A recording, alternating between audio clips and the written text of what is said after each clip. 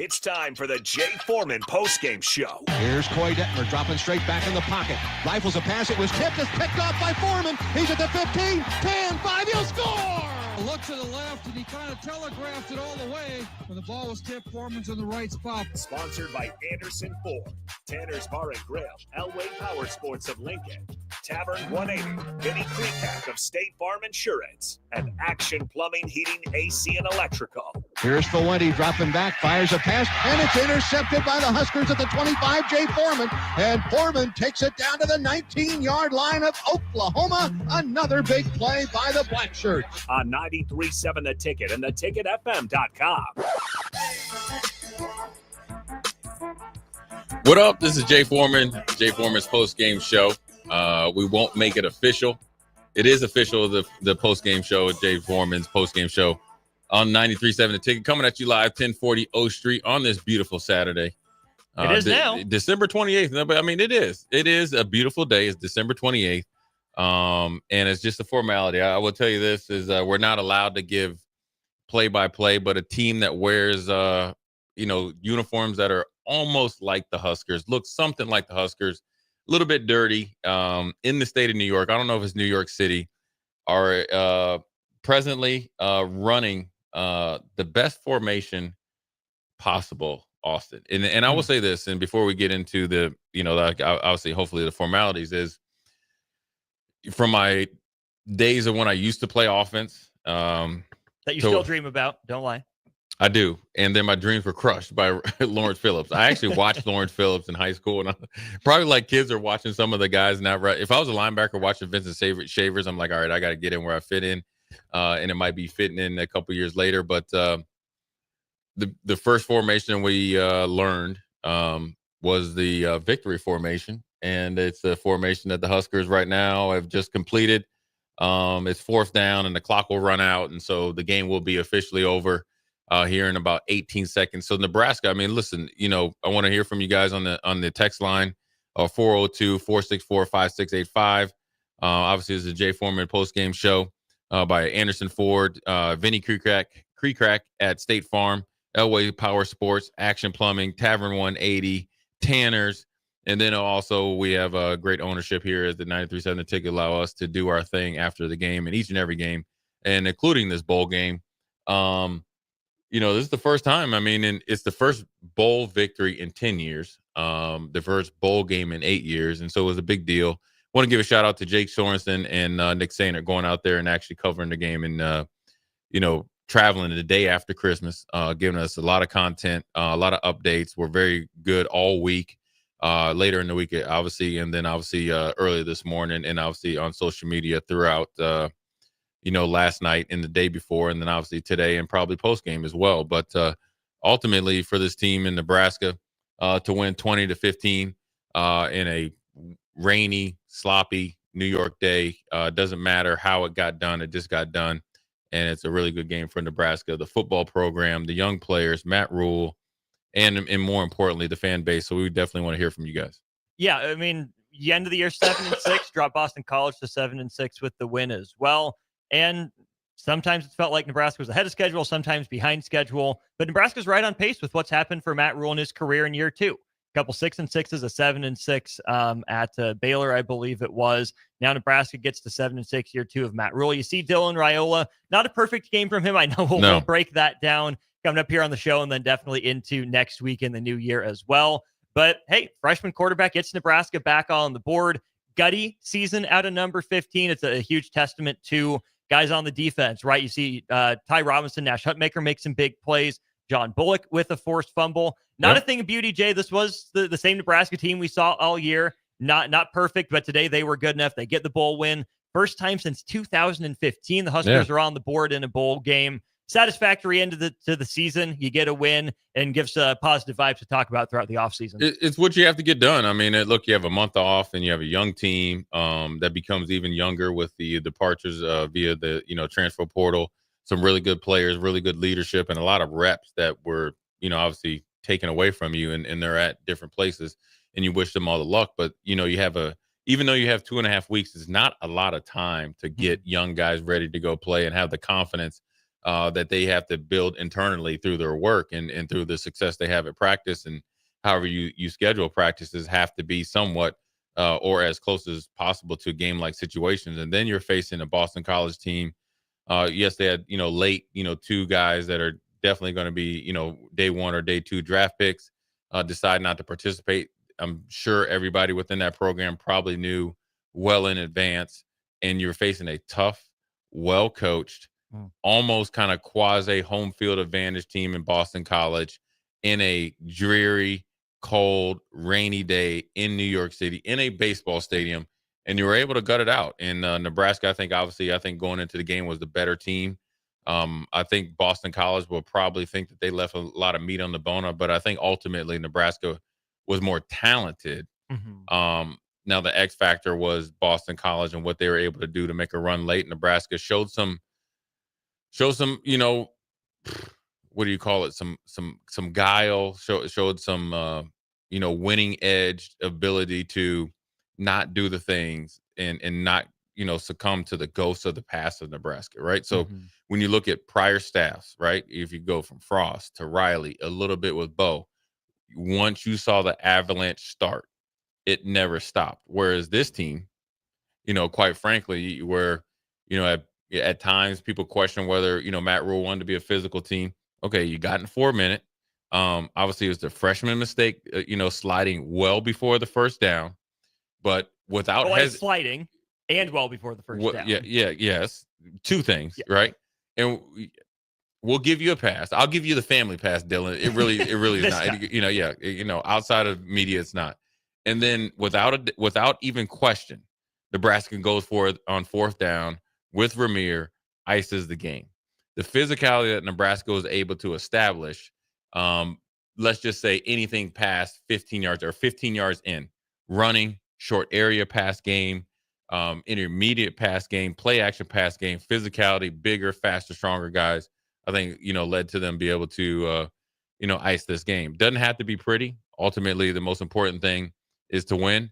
We got, hey, listen, we got some guys. Listen, people were, before the game was over, we got 58. He's mad at Ed Foley. He wants some duct tape, and then we got Old Dad 34. He says, if we didn't leave Ed Foley in New York, I would lose my mind. I don't think you're going to lose. I just think that, listen, Old Dad 34, Ed Foley in Nebraska won the return game, right? Won the coverage game, ran the fake punt. That was actually, I was confused because I was like, oh, well, he's doing the kind of the rugby squib kick, and then he passed it. Now, to Isaac Gifford of all players. To Isaac Gifford. I like it. Yeah. Give it you a little send you out right, excuse me. And then I'm probably not liking the fake field goal after the fake punt. Because I know it's a defensive play. I'm just going from a defensive standpoint. Yeah. I'm always going to be prepared for that. You're on alert. You got me once. And so that was it. And then obviously the block punt wasn't good, which led to a touchdown. But the recovery is what's most in probably the last quarter and a half was probably what you expected from Boston College. Ultimately, Nebraska was the better team, and they don't draw a picture. They just draw a W, score, W for Nebraska. It was a great victory. Again, I agree with you here, Bruce. And then you got Old Dad right here. He says, I get that, but the block punt, what happened much this year? Yes, that's something that needs to be remedied. And we'll get to that in the next segment, but ultimately you want to give the team a lot of credit for being able to pull it out. Again, winning season, first one since 2016. That's not nothing. There hasn't been anything easy with this team or this program, right? It's come down to the wire. Even Wisconsin, right? Seems like Nebraska's about ready to pull away in the game to clinch bowl eligibility. Wisconsin scores to keep you on the edge of your seat a little bit. Never got it back to 1 score. But with Nebraska up 20-2, you're feeling pretty good. But Nebraska was always just 1 drive away from really putting it away, right? Because they're so well coached, because they have playmakers that they went to, and because Nebraska's defense didn't step up and completely slam the door, it allowed Boston College to hang around long enough. Here's the difference, though. Nebraska gave itself enough cushion. Yeah. This is November. This is December style football. Like you said, we can want it to be prettier. We could have wanted 27-2 or 27-13, something like that. Fact of the matter is it didn't happen. Nebraska didn't make all the plays. Nebraska made more plays than Boston College did. And sure, you want him to put it on ice a little bit earlier. That's going to be something this team has to develop next year with Dana Holgerson on offense, with John Butler, right? I love the aggression on defense. Yeah. I don't think that bit Nebraska. I think short fields bit Nebraska more so than anything the defense did or didn't do. But developing that killer instinct, finding a way to even just put 3 more points on the board, so it's a touchdown and a 2-point conversion game late instead of a touchdown take the lead. Find guys that have that it factor, that edge, that killer instinct to put the game away 1 possession sooner. Yeah, I mean, learning how to win and learning how to dominate are 2 different things. Nebraska's learning how to win. Yeah. And they've learned how to win. And when what really popped in my mind, I remember coming in here doing the post-game show with Nick and yourself and talking before we went on air is definitely after the Northern Iowa game. People were upset how Nebraska won the game. This is exactly that game right there. Yeah. It was I call it white knuckle game. When your fists are clenched, it's a physical team. You know exactly who they are. They're not going to change. They're not going to quit. And you had control of the game, and the game wasn't in control until Emmett busted that 30-yard touchdown. Mm-hmm. The same thing here, except for it was Ramir. Yeah. Where Ramir got that 4th and 1. And it wasn't pretty. It wasn't the best example or the best snapshot of Nebraska football. But Matt Rule said after the game, we are trying to win games. Trying to look pretty and do it like the pretty way or what everybody else wants you to win like probably got Matt Rule hired. Now, that doesn't mean that you shouldn't, when you're up 20-2, that you shouldn't win the game 28-10, because that's exactly what Matt Rule is probably thinking.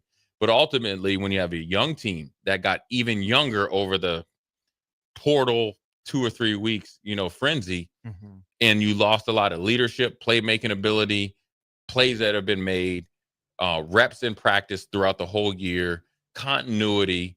You lose your coordinator and you lose your defensive line coach. You're 2 of your probably most prominent recruiters. You had a lot of turmoil. You got to make decisions, so forth and so on. They're not excuses. They are facts. Then you have to go play a team that has 7 wins that's trying to get to 8 wins in his first year against a well-coached, well-respected, university and coach in Bill O'Brien and a really good staff, to go out there and try to get guys ready to win. Because what people don't really understand is when you have this transfer portal like frenzy, everybody focuses on the so-called drama why guys leave, right? And so that, that's one story. But you never hear people talk about the guys that potentially benefit or get a little too comfortable by being here still and by staying, and maybe they get re-upped. Then you got to bring back a new face of your team. And let's face it, yes, it's 2024, but this is 2025 snapshot. And so there's a lot of pressure, a lot of angst. And so for Nebraska, it's a big step because we've always been here. We've been here before as a fan base, as an alumni, as a media person that they found ways to the moment was too big and it wasn't, and they were able to win. That's what you need to focus on. We will dive into some of the details because the details were on display, but the biggest detail was the win and loss. The W went in the left column, not the right column. Exactly. The game that came to mind for me, Jay, when Boston College blocked that punt was Iowa 2021. Nebraska's up 21-9 at this point in the fourth, heading into the fourth quarter. Logan Smothers is in at quarterback with Adrian Martinez banged up. Nebraska's not going anywhere. Iowa blocks the punt, lands in their arms in the end zone, touchdown. Then you get a safety. Smothers gets sacked for a loss of 6 yards, 2 points on the board. Iowa gets a field goal right after that. Nebraska punts. Iowa scores a touchdown. Nebraska throws a pick, right? That's 2021. That's a different staff. I get it. But Nebraska has lost a game in a similar situation. That was it right there.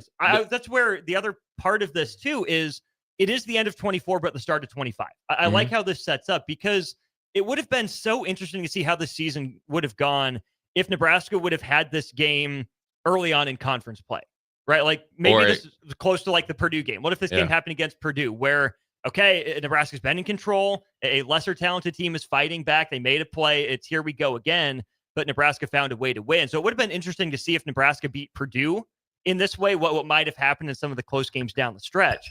But Nebraska won this game with a lot of guys that are going to be back for 2025. Majority of them, starting quarterback, probable starting running back, starting slot receiver, starting left tackle at the very least, probably starting Evans guard. will slide over to center potentially. Right, starting other guard. I mean, you got a lot of pieces coming back, and to be honest with you, this is no different.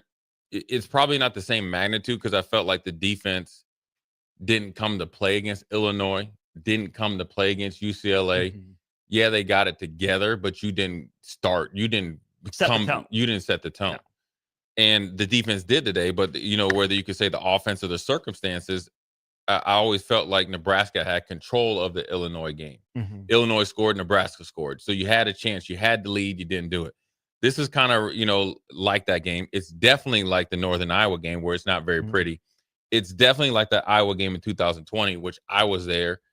But I think the one thing that I will say is different.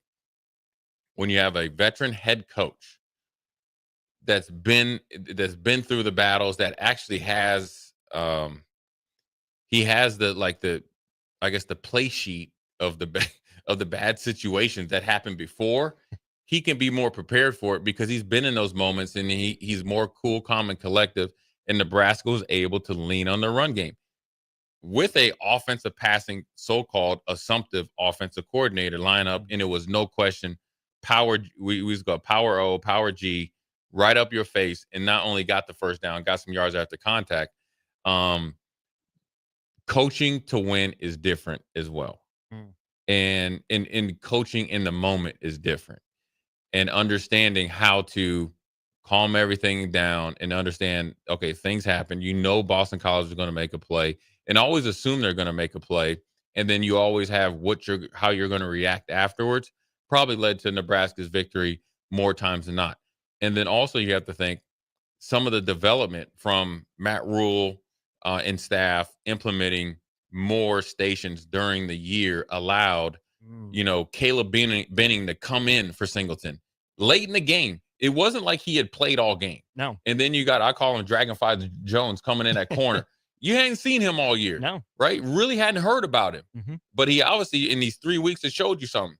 Made some plays, right? Where you have guys like Barney step up and make some plays. You have a guy like Fedoni, who's a super senior that does have another year of eligibility. Lindenmeyer, who, quite frankly, probably gave them a little bit more confidence to maybe not be okay with Borkacher leaving, understand it a little bit more, right? Because Lindemeyer's sneaky good now. Yeah. Okay. He's like a glue guy, and he wears number 44. And I always said, if you go back to when Marcus Satterfield had his best year of calling plays at South Carolina, they had a number 44 that could set the edge, timely passes in the short area game, physical, plays chippy, kind of rallies guys, that leadership role where he's to do it all. He's not your best player. He's definitely not your worst. He's definitely above the middle, and he rises to the level of competition. And then you have Emmett able to get stymied all game, right? Stick to it. Dead leg somebody, 34-yard run, gut punch. Ramir, kind of take the reins while the young guy's learning how to be the guy. And this is what you build on as a program, and this is where you should feel confident as a fan base. And we want to hear from you guys again. Text in, call in. We definitely want to hear from you. I'm going to be on till 4. Anytime you can win your bowl game in this day and age of college football, with this climate of, do we really want to play? Is it that big a deal? It's a big deal to Boston College. It's even a bigger deal to Nebraska. We said it on Old School earlier in this week. The goal needs to be that Boston College and Nebraska gets on the bus or the plane with the same record come Sunday morning. 7-6, 7-6.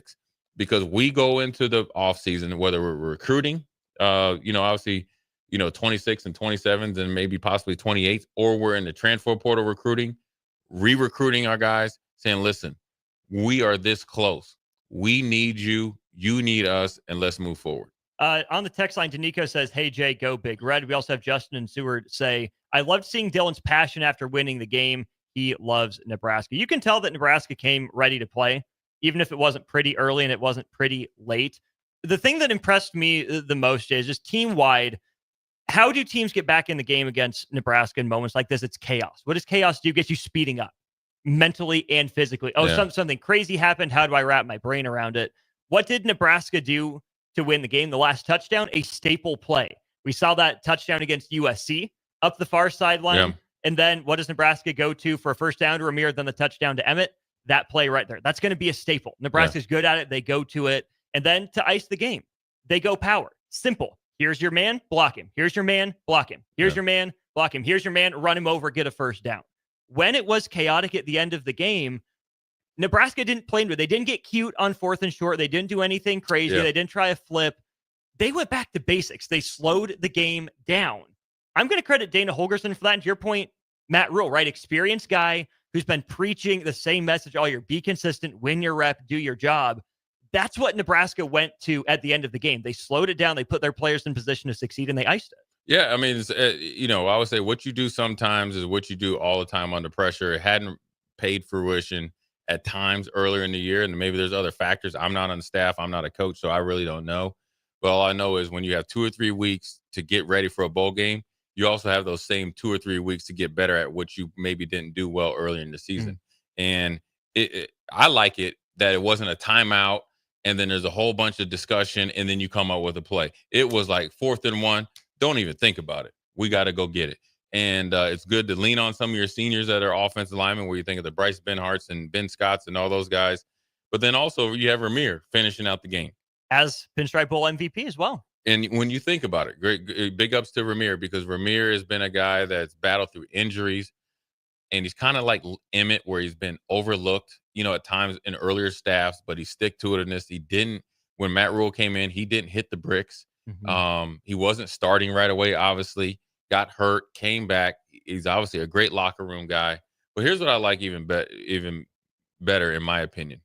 Your last real play was a straight gut punch to your opponent. When I talked about on pregame with you, and when Nick Sainert was on when he called in, is that there's nothing better than wearing that uniform and being dirty.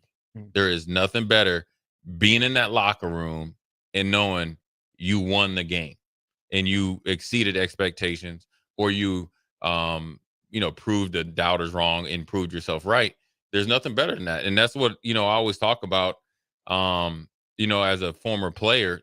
I want that more for them. I don't need to relive what they do, through myself. I've done enough.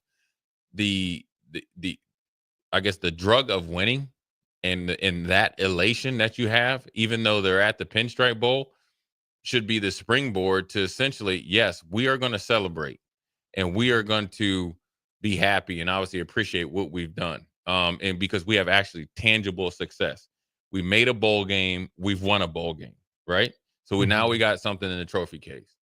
But I can tell you what, come Sunday morning or Monday morning, whenever they come back, the expectation and the intensity and what I want is going to go through the roof. And that's a good thing, because it's easier to do based on what you did today. You earned the right to up the expectations, right? If Nebraska would have lost the bowl game, guess what? The expectations still need to be raised. But now there aren't artificial expectations. There aren't. From the outside, right? You won a bowl game. You have a winning record. Now you see what it takes to get to 7-6. You don't know what it takes to get to 8-5 yet. You think you know, but now you earned the right to tell yourself, I get to work. To get to 8-5. Speaking of work, Action Plumbing, Heating, AC, and Electrical Works, helping home and business owners in and around Lincoln for half a century. Action offers a full range of heating and cooling services, as well as plumbing repairs, maintenance, and remodeling. Heck of a win, Jay. I mean, again, gritty, grimy, dirty win. But you also don't get the right to play glitz and glamour football unless you get dirty first. Yeah, well, it's a process. It's a journey. You're not going to go, I think sometimes, and everybody's, guilty of this, is that sometimes you expect you go from 5-7 to 13-0, and look what everybody else did. And sometimes you got to go through some of these grinds of a season, and you can sit up there and say you're 6-6 and probably should have been 8-4, but at the end of the day you're 6-6. Now you got to face a team that's tough, that's physical, that's going to be motivated, that's not going to quit. And what if, and then you're able to answer those. And then now you, like you said, have earned the right to move on to the next stage of getting back to respectable football, football program, and get back to the national stage. I think sometimes when you show some growth, people expect superior growth. And yes, you could look at the Indianas, you could look at Colorado, and there's different other circumstances that aren't the same at Nebraska. It's not. And Nebraska's probably gotten their own way some ways, but then also they've gotten out of their ways in the next 2 years, and it looks significantly different when you see a coach and a coaching staff coaching to win. It's not perfect, right? You can't look for perfection. You got to kind of look at the results, and then you got to go and make adjustments to everything else in between. Before we go to break here, because we're going to make sure we're at 2:45. We got a really good text here, and I talked about him on the pregame show. Area code 319, last four is 3172. He said Vincent Shavers had a huge game. Jay, question for Jay: what is his ceiling? Listen, his ceiling is however high he chooses to make it. When you think about a guy that, well, first of all, look, he's played spot duty, right? He's obviously a very, very high recruit, very, very explosive, showed splash plays, but in very small doses, to be able to play pretty much 80% of the game, and essentially from the very first series to all the way to the very end of the game that he was in the game, he was a factor. That's his ceiling. Every single game, you talk about Vincent Shavers at not only, you can't be the play that you made. Let's talk about the plays. He's got it. He's got size. He's got strength. He's got speed. He's got closing ability. He's physical. He has the mindset, which is the most important things he has. He has the mindset. And he has the want to. Now, you got to make sure those things are consistently being pushed. And he's got to make sure that he stays out of their own way. Don't get caught up in this tidal wave of everybody patting him on the back because you played one game. We need you to play 12. But I'm telling you, the ceiling is whatever he wants it to be. He's a good football player. He's a good kid. For a Florida kid, he looked like the weather doesn't affect him. So I like that too. Mm-hmm. So that lets you know he's competitive. Mm-hmm. And then also by his play, he has some unique leadership qualities that's going to only grow over time. And so I like his ceiling is whatever he wants. And now it's up to him to, like I said, he put everybody on notice, right? Mm-hmm. During the season is great, right? Where you do a couple things like, the Wisconsin game, he did something, Rutgers game, he did something. It was a couple plays here and there. Mm-hmm. But now you put everybody on notice. Now, granted, the coaches and every players know, but now people's like, all right, that, like you said, that dude can play. Now you got to take that and you got to validate it. Mm-hmm. And you can't just wait to validate it come July. It's validated in January. And so that's the next step for him. We saw before the bowl game, I think it was earlier this week, maybe late last week, he was rocking a black jersey in practice. Yeah. He got upgraded. He got promoted. And he played like it today. You saw the speed. He was one of the better guys getting out to the perimeter and tackling guys today. That was pretty good. But the two plays that stand out to me, Jay, the second play demonstrated the power, right? He's matched up with Franklin, the tight end. Size disadvantage, right? Franklin's that's a big body dude. Shavers is trailing him. NFL tight end guy. For real. Yeah. Shavers is trailing him a little bit. What looked like a catch and run opportunity. Shavers got both arms around him. Didn't quite pile drive, but picked him up. Yeah. It took him to the ground. That was an impressive play. But the first play that you're like, okay, Vincent Shavers came to play today was, I think he was spying Grayson James. He's kind of hanging out there waiting for something to do. Pocket opened up. Shavers saw a lane, explosiveness into the hole, hit James as he was throwing, forced a bad throw and an incompletion. You saw the total package of skills and traits like you're talking about just in the span of like 4 or 5 plays from Vincent Shavers. Yeah, those first couple series, the first half, you saw exactly, everything that you want to see from a pretty good linebacker, where you seen him make a play to kind of keep the defense alive in that first series out there. Mm-hmm. And then he made the play against Jeremiah Franklin. Listen, I know a little bit more about Jeremiah Franklin than people know. Listen, he's from Walkersville, Maryland, which essentially is my old middle school and what a high school I would have went to rival, right? Mm-hmm. I would have went to TJ, Thomas Johnson. Walkersville is to the left, TJ's to the right. Homeboy can play. Right. And so he's 6'4", 250 pounds. He's an NFL tight end, can run and do all that stuff. And when you play with good leverage and great intensity, you saw what Shavers is able to do. Then you saw a play that's off schedule, right? You like a guy, don't leverage the block, leverage the ball. Very easily could have chased the blocker and essentially where they kind of pull the guard to influence a linebacker. He saw the gap, hit it. Not only did he hit James, the ball came loose. James was lucky enough to get it back. Then for the rest of the game, he was the guy that was the cleanup guy when you thought like, oh, maybe they might have an edge against this defense. Well, there's Vincent Shavers, a 2 or 3 yard gain. That's exactly what you want, man, and that's what you should expect. And so from here on out, for Vincent Shavers, I always say, like, Ray, you showed your tail now, right? It's a basketball thing. You showed you what you can do. Now you can't look back. Now it's continue to not only meet those expectations, now you got to exceed those expectations. So we'll take a quick break here on the Jay Foreman post game show. Come back. We'll just go through the text here at the bottom of the 2 o'clock hour, and then at the top of 3 o'clock hour, we'll talk about a little bit more details. You know, Dylan Raiola, big game for Jamal Banks, big game for Ty Robinson, big game for Nash. Had a huge, I think, game-changing tackle on the 2-point play. Bullock, so forth and so on. Talk about some of those guys, and then what's next for next year as we close out the 3 o'clock hour to 4. But Jay Foreman post-game show. We'll be right back. At Jimmy John's, we don't make sandwiches. We make the sandwich of sandwiches. We use fresh veggies because we don't hate salads. We just feel bad for them. We make our sandwiches exactly how you want because you're the one who's eating it. And we bake bread all day, every day because stale bread isn't bread. It's croutons. Sandwich history is written by the victors. Good thing we have legible handwriting. Jimmy John's, the sandwich of sandwiches. Order pickup or delivery on the app. This is Chris Elgert, loan originator at Lincoln Federal. With over 20 years in the industry, I have found it's extremely gratifying to solve my customers' home financing needs and then show them the options and strategies available for them to fulfill their goals. But my biggest reward comes when I watch my valued customers experience the American dream of home ownership and move into their new home. Talk with me about your home loan at Lincoln Federal and Go Big Red. Member FDIC, Equal Housing Lender. Personal banking like you remember. Black Friday savings all month long. From appliances to mattresses, the savings can be found at Schaefer's.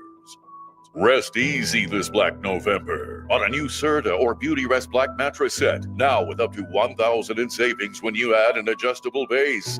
Plus, extra savings all month long on all Samsung, LG, and Sony TVs.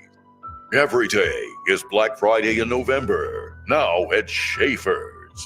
Looking to upgrade your equipment? Landmark Implement, your John Deere dealer in Nebraska and northern Kansas, has an offer you don't want to miss. Through December, purchase a model year 2022, 23, or 24 tractor, combine, or sprayer, and take advantage of financing as low as 3.9 for 60 months. That's right. Get the equipment you need with affordable payments designed to keep your operation running strong. Stop by your local Landmark Implement today or visit landmarkimp.com to learn more. Experience the Landmark difference. Hi everyone, Kendall Warnock with A1 Automotive in downtown Lincoln.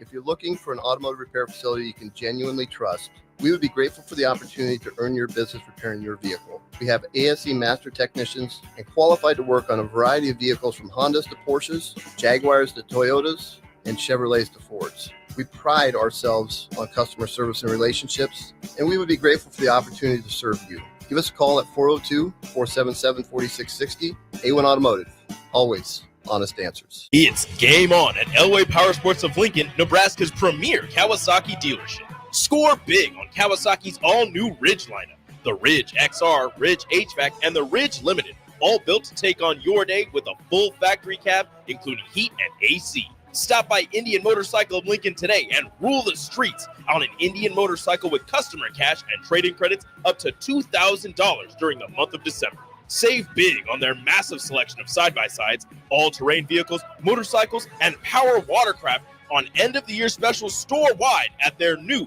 27th and I-80 location. At Anderson Ford, we have commission-free guides who are paid to give you a great experience, not make a sale, so you can choose the best vehicle for you. During the Get Holiday Ready sales event, lease a 2024 Ford F-150 for only $379 per month. Experience better at Anderson Ford.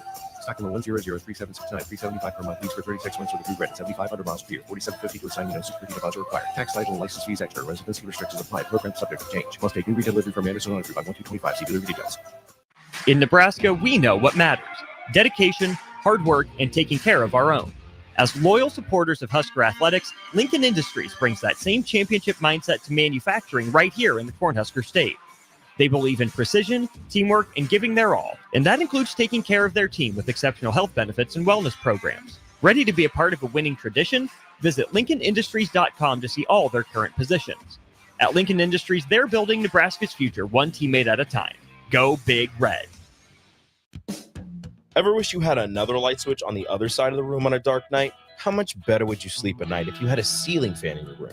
The High Electric Service Department is here to make your electrical what-ifs a reality. Whether you're looking to replace some outdated light fixtures or brighten up your counters with under-cabinet lighting, High Electric can handle all types of residential electrical installations and services.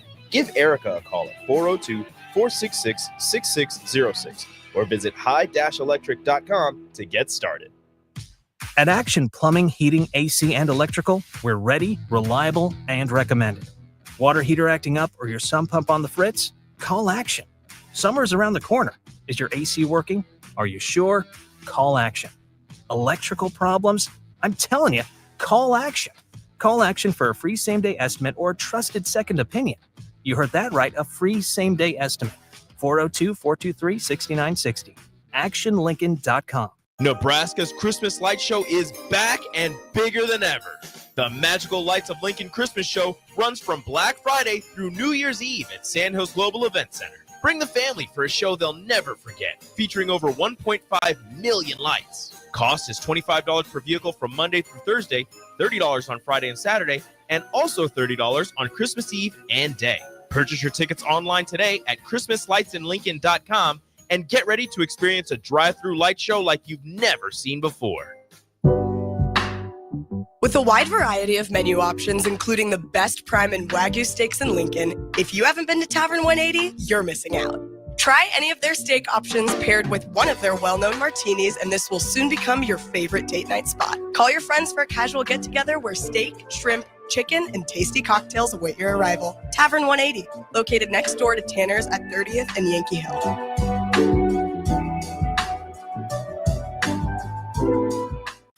This is Lincoln's home for sports talk on the FM dial. Also online at theticketfm.com. On the internet. KNTK FM Firth, 93.7 The Ticket. Jay Foreman Postgame Show. Sponsored by Anderson Ford, Tanner's Bar and Grill, Elway Power Sports of Lincoln, Tavern 180, Vinnie Kreekak of State Farm Insurance, and Action Plumbing, Heating, AC, and Electrical. What up? We're back. Jay Foreman Post-Game Show. Once again, we want to give a special shout out to our sponsors, Anderson Ford, Vinnie Kreekak, State Farm, Elway's Power Sports, Tanner's Bar and Grill, Tavern 180. Then obviously the ticket allowing us to come in and drop some knowledge. We're going to go through the text line here. 1515 says, good win. 4424 says, happy birthday. What a present. I hear you. 8055, he's still on Ed Foley. He's mad at Ed Foley. He said you don't get any cannolis out there in the West Coast. 2086 is mad at the special teams. They need to get fixed. Husker Rich says, great win, or great, awesome. Go Big Red. Why did we get burned on the screen? Cheers, Husker Rick. We'll get into that a little bit later. Kurt in Kentucky says, go Big Red. Good win. And let's see what else he says. Just trying to load here. I got it. It says, loved all the big hits. Nebraska came to play. BC will feel it tomorrow. Yeah, special teams is what made this game close. Yes, needs work. Steve from Indiana says, good win, but do we need a new leader for special teams? I mean, special teams, listen, I mean, we might as not even open them. 1575, Ed Foley, special teams coach of the year. You know, to be honest with you, I mean, it's kind of, I think, when you look at when you look realistically at the special teams, and it's hard, it's very hard because the lasting memory of the special teams is the punt getting blocked. Now, before that was the fake field goal. I didn't like it because I feel like you already got him with a fake punt. I'm just going to throw this out there. Obviously, the play was designed for Buschini to keep it and run, but if he takes 2 hard steps and looks back to John Hole, he could breakdance into the end zone. Exactly. So the execution wasn't at a maximum. So I'll give you a pass there. I'm going to give you kudos for the fake punt because I was confused. I thought it was going to be a rugby style punt because you want to punt it towards their sideline and you want a rugby style punt in these type of conditions based on if it hits a dead spot, you can possibly get them to fumble the punt and get a recovery or pin them down there and kind of dictate how they would be able to return. End up being a fake to obviously Isaac Gifford. Great call. I felt like the coverage was good all game by Nebraska. I felt like we won the return game by Nebraska just from the naked eye. So I think this is kind of like a snapshot into the special teams where, everybody wants to look at the obviously block punt. And our own Jake Sorensen tweeted out that there's 10 kicks blocked this year by Nebraska, leads the nation, right? And so we also have another texter here. One more before we go to break. Wichita Husker says huge step forward today. Wichita Husker. It is. I think for a team and a program, and as a fan base, let's be realistic. And this is not putting my head in the sand or minimizing any of the things that we could and should have done better in the game. But I'm also being very, very realistic with us and with you. This has been a losing program for a long, long time, way too long than it should have, considering of some of the things that they have at their disposal.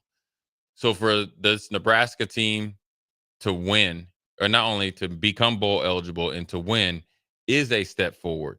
It's not the step forward that we wanted or expected, but it's a step forward. So now we have to figure out where we lost it in between the step forward and the maximum step forward, and then move forward. And then we got to take a bigger step forward. So there is progress, not the progress that everybody wanted. And there's a lot of there's only one team that had to. There will be only one team that has the progress that they want, and that's whoever is standing, as a national championship at the end. So appreciate the win and celebrate the win, but then get right back to work. And so what we're going to do is we're going to get right back to a break. Come back. We'll look at the stats. We'll look at Dylan. We'll look at the offense. We'll look at the defense. Maybe we want your thoughts on John Butler, what you thought from the defense, what you thought from Coach Dana Holgorsen as far as his first, let's call this real game of being able to, call plays, considering he had 3.5 or 2.5 weeks to get a game plan together, and what you are expecting from this team moving forward in 2025. Jay Foreman Postgame Show. We'll be right back. At Action Plumbing, Heating, AC, and Electrical, we're ready, reliable, and recommended. Water heater acting up or your sump pump on the fritz? Call Action. Summer's around the corner. Is your AC working? Are you sure? Call Action. Electrical problems? I'm telling you, call Action. Call Action for a free same-day estimate or trusted second opinion. You heard that right, a free same-day estimate. 402-423-6960. ActionLincoln.com. This is Shane Podliska, mortgage lender at Lincoln Federal Savings Bank. I'm here to help you achieve your goal, the American dream of home ownership. Whether you're buying your first home or looking to refinance, I've got the experience and know-how to make it happen. So let's tackle this together. Call me, Shane Podliska, and let's get you into the end zone of home ownership. Member FDIC, Equal Housing Lender. Go Big Red. Personal banking like you remember.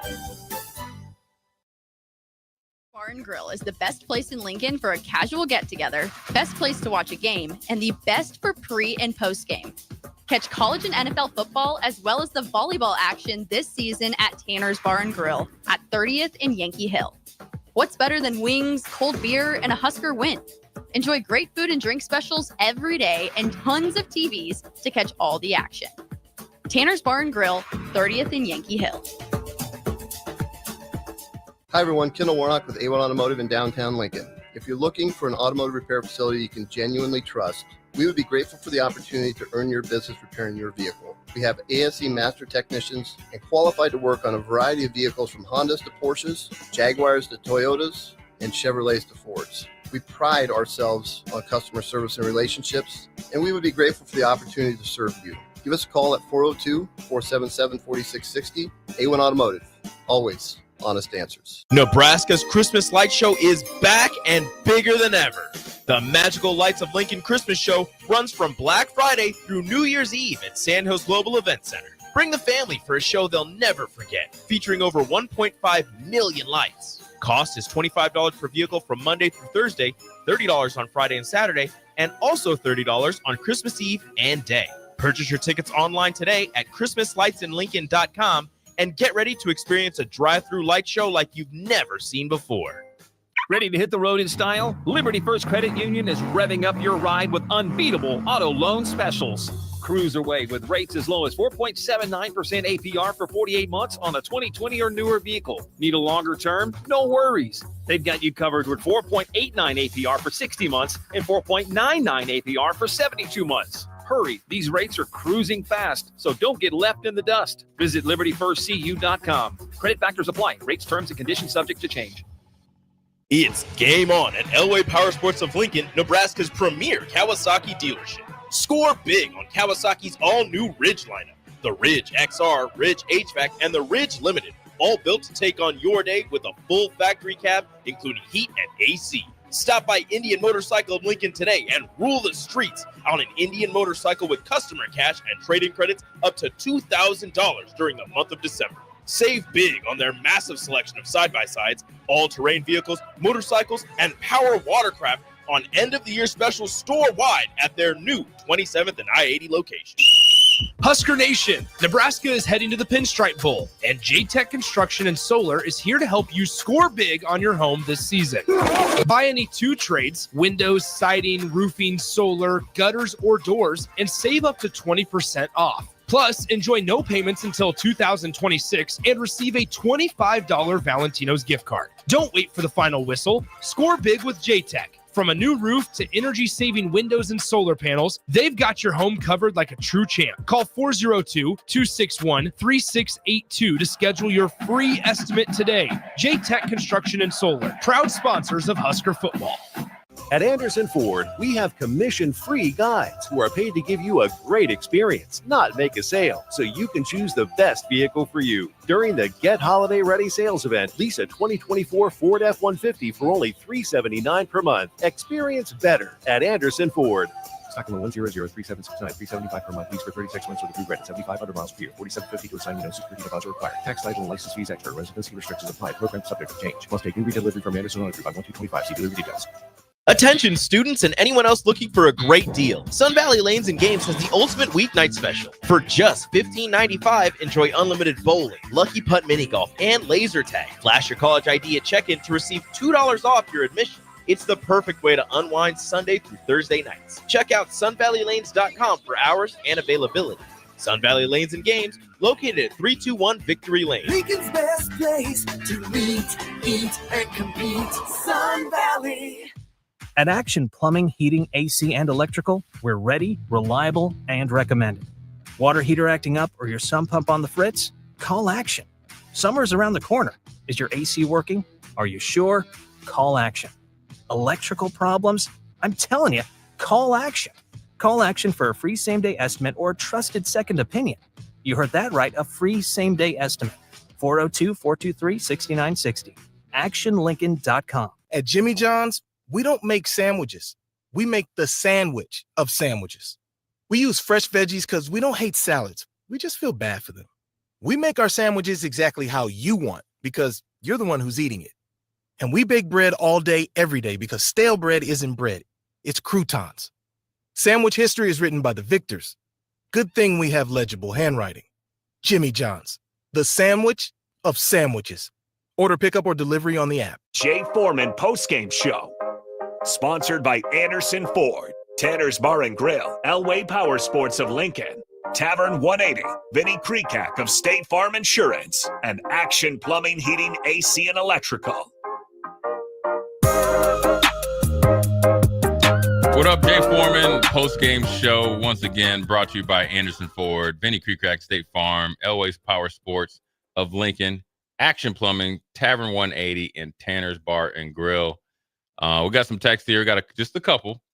Wichita Husker says, now we have players getting a taste of winning. Keep eating. And I definitely agree. Bolt says, great, much needed win. Need to address tackling, getting consistent pressure, and better man coverage on defense. Better at rushing, quicker release from Raiola, and getting the ball to the playmakers on offense. There's the list. You solved it. Hold on. He says there's a great special teams coach in the studio at 6 a.m. Go get him rule. So obviously Bolt has pretty much addressed everything. I mean, you could just put, hey, we need to open more holes on offense, and then essentially everything and anything we need to get better at. And then, in the meantime, in a 5 or 6 minute period, obviously when Coach Rule has his presser, Austin informed me that one of the quotes, which, when it's tweeted out and people are like, was it sub posting it or sub, quoting it or whatever, it can definitely be taken out of perspective. And that's what Nebraska fans and the fan base does. And that's what media members love to do. They like to take one thing that you say and then draw a conclusion on it. And really the quote is essentially from Matt Rule, says we need a total revamp and overhaul of special teams in 2025. That doesn't mean that they're going to fire Ed Foley. Correct. That means, as of right now, essentially he would probably go into Ed Foley and say, look, we need to totally revamp and evaluate, special teams in 2025. And part of it, to be frank with you, is even though there was, like the John Bullocks out there and some of those guys out there, I think I saw MJ Sherman a couple times, it needs to be taken over, especially when you go to the 105 by the guys in that top 60. Those are the guys that got to also bear the brunt of being your, in defense, your 3-down player, your offense, your 3-down players, and then also being a part of and a big factor on your core special teams as well. And that's the honest to God truth. And you get 75 on the road. You can even say 75 and you might get a break. But ultimately, you need your playmakers out there playing football at the highest level if you want to get from 7-5 to potentially like 9-3, 10-2, or whatever it is the next step. You're going to need your best players going out there playing an extra, 10 to 12 special teams plays a game. Mm-hmm. And any one of those plays, as we've seen with Nebraska over the course of the last decade, really, any one of those 10 to 12 plays can be the difference in the game. On their own, no, because guess what? There's another 59 minutes and 20 seconds of football left on the clock outside of the 40 seconds of between the snap and the play itself. But we've seen just how important those plays can be. They hold an outsized importance for Nebraska's results right now, which means they probably need to hold outsized importance in meeting rooms, in practice as well, to focus and make sure that it all gets cleaned up. I do think it's interesting to look back at just kind of the journey of Nebraska special teams. Tristan Alvano's the guy. He gets hurt with the groin injury, searching for a kicker, searching for a long snapper between Witucky and Aiden Flagey. Still a little inconsistent on that. I don't know whether to blame the snap or the hold on the missed extra point. That wasn't good. That they gave Boston College the first 2 points of the game. You only get essentially 4 points out of a touchdown instead of at least 6 or maybe even 7. You got to credit Ed Foley for finding John Hull, settling on him as the answer, not rushing Tristan Alvano back. You got to credit Ed Foley for Brian Buschini having the best year of his career. He had 1 punt for 47 yards today, the 2 completions. You give Brian Buschini and Ed Foley some credit for, but is that enough? A couple individual performances and maybe some guys stepping up with tackles here and there on special teams. Does that outweigh the stat that Jake said, 10 blocked kicks, most of them punts, and a few of them on field goals and the 1 extra point today? I don't know. Does the lack of a return game really anywhere, right? Nebraska was better in punt return. It wasn't disastrous this year. It was better than it had been, but it's not something that where you say it was, I was very dominating. And maybe it's, again, like this team, a step-by-step process. But also, I think, I've never been one to, get on there. There's guys that get on the air and definitely insinuate or try to, get coaches fired. I don't do that. That's first of all, it's somebody else's job. But number two,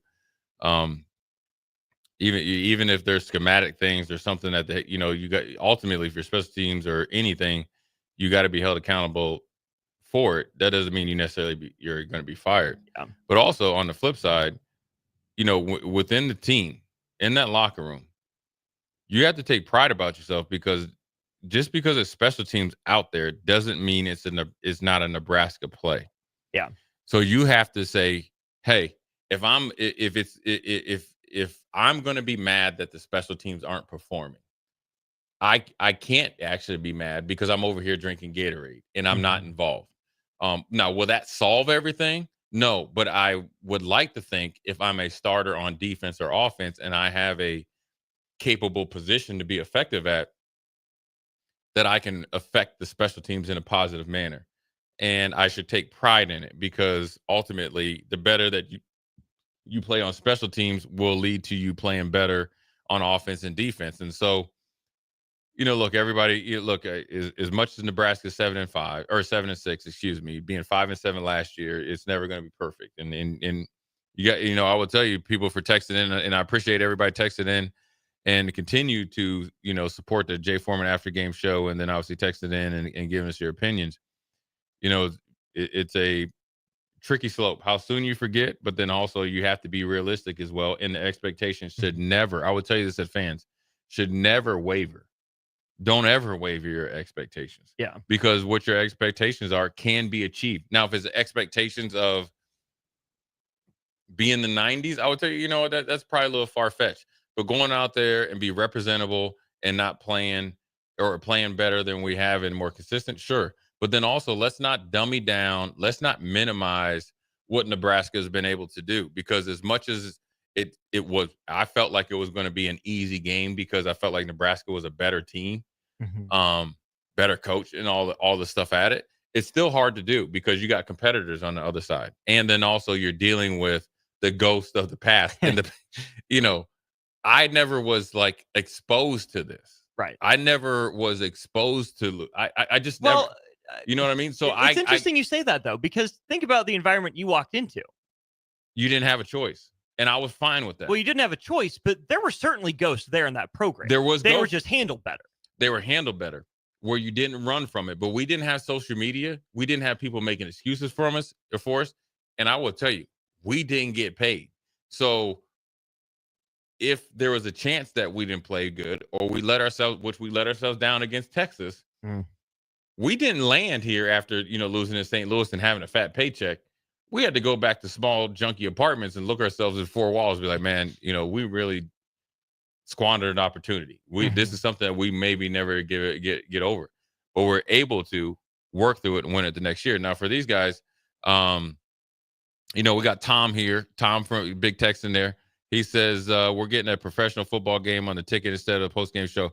I forgot to tell you. Thank you, Tom. Thank you, Tom. This is above my pay grade. But for everybody's listening, probably not listening, we are on the stream as of 3:15 because of NFL football. So we will be going with me for another 44 minutes, which obviously is a great number. Great number. Yeah, great number. Here we go, 2086. Give me a reason to keep him. I don't have to. Matt Rule does. And I will tell you this: it's easy to call in and say fire a coach.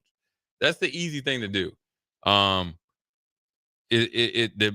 best thing to do is try to say, okay, I always look at it in sales, right? And I remember being in sales. It's like it's easier to rehab somebody that versus going out and hiring somebody else when you've made some sort of progress. And you can't look at this game and saying you didn't see some positive. You saw positive in the regular return game. You saw positive in the coverage game. You saw positive in the trick play game. And we just didn't snap. I'd have to go back and look at the extra point. I probably think that the snap was not very good, which led to the kick. And then obviously with the block punt definitely needs to be addressed. And so we got one more text here. How many bowl eligible Big Ten teams would Nebraska have beaten today? It doesn't matter. They beat Boston College. They weren't playing a conference game. They played Boston College and they won the game. You just never know. I mean, that's the tricky thing about bowl games right now. You saw it all the way back when UCF had that magical season. They played a team that they shouldn't been on the same field in, and they beat them. That doesn't necessarily mean that. Well, it means on that day they're a better team, and so ultimately Nebraska can only play who they're supposed to. Mm-hmm. You'd like to think Texas A&M, with the year that they've had and the athletes that they have obviously you had some first round picks opt out, play a USC team that Nebraska, quite frankly, probably could have won against. And USC came back to beat them. And they're a vaunted SEC team, a former Big 12, but a blue blood team in the SEC now because they've been there for quite some time. What do you do? We got 20.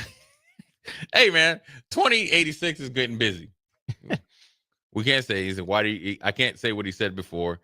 We got NFL on. I don't really know, but we're on the stream.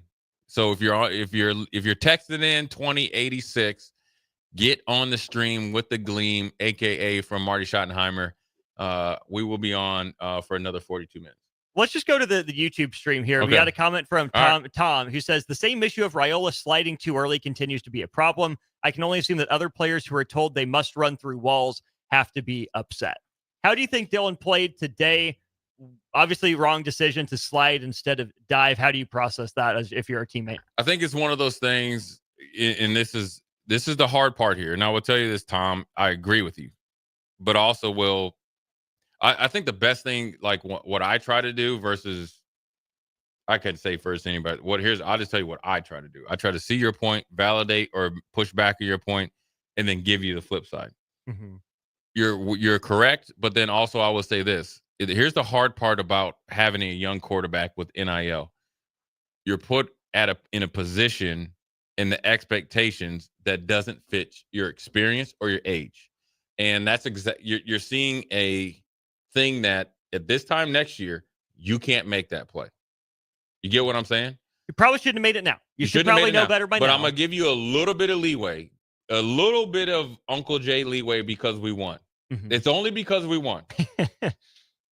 Next year, that can't happen. And I will tell you this, Tom, and it's a great point. Sliding too early, to me, as a holistic viewer of the game, is no different than knowing when to, against a cover 3 or cover 4 or a deep coverage, when to throw the check down or when to hit the middle guy.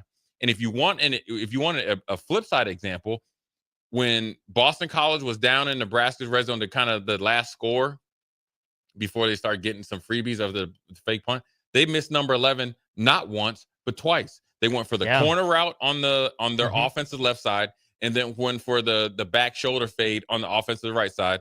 And both sides, Kirk Morrison, who's a buddy of mine, said it.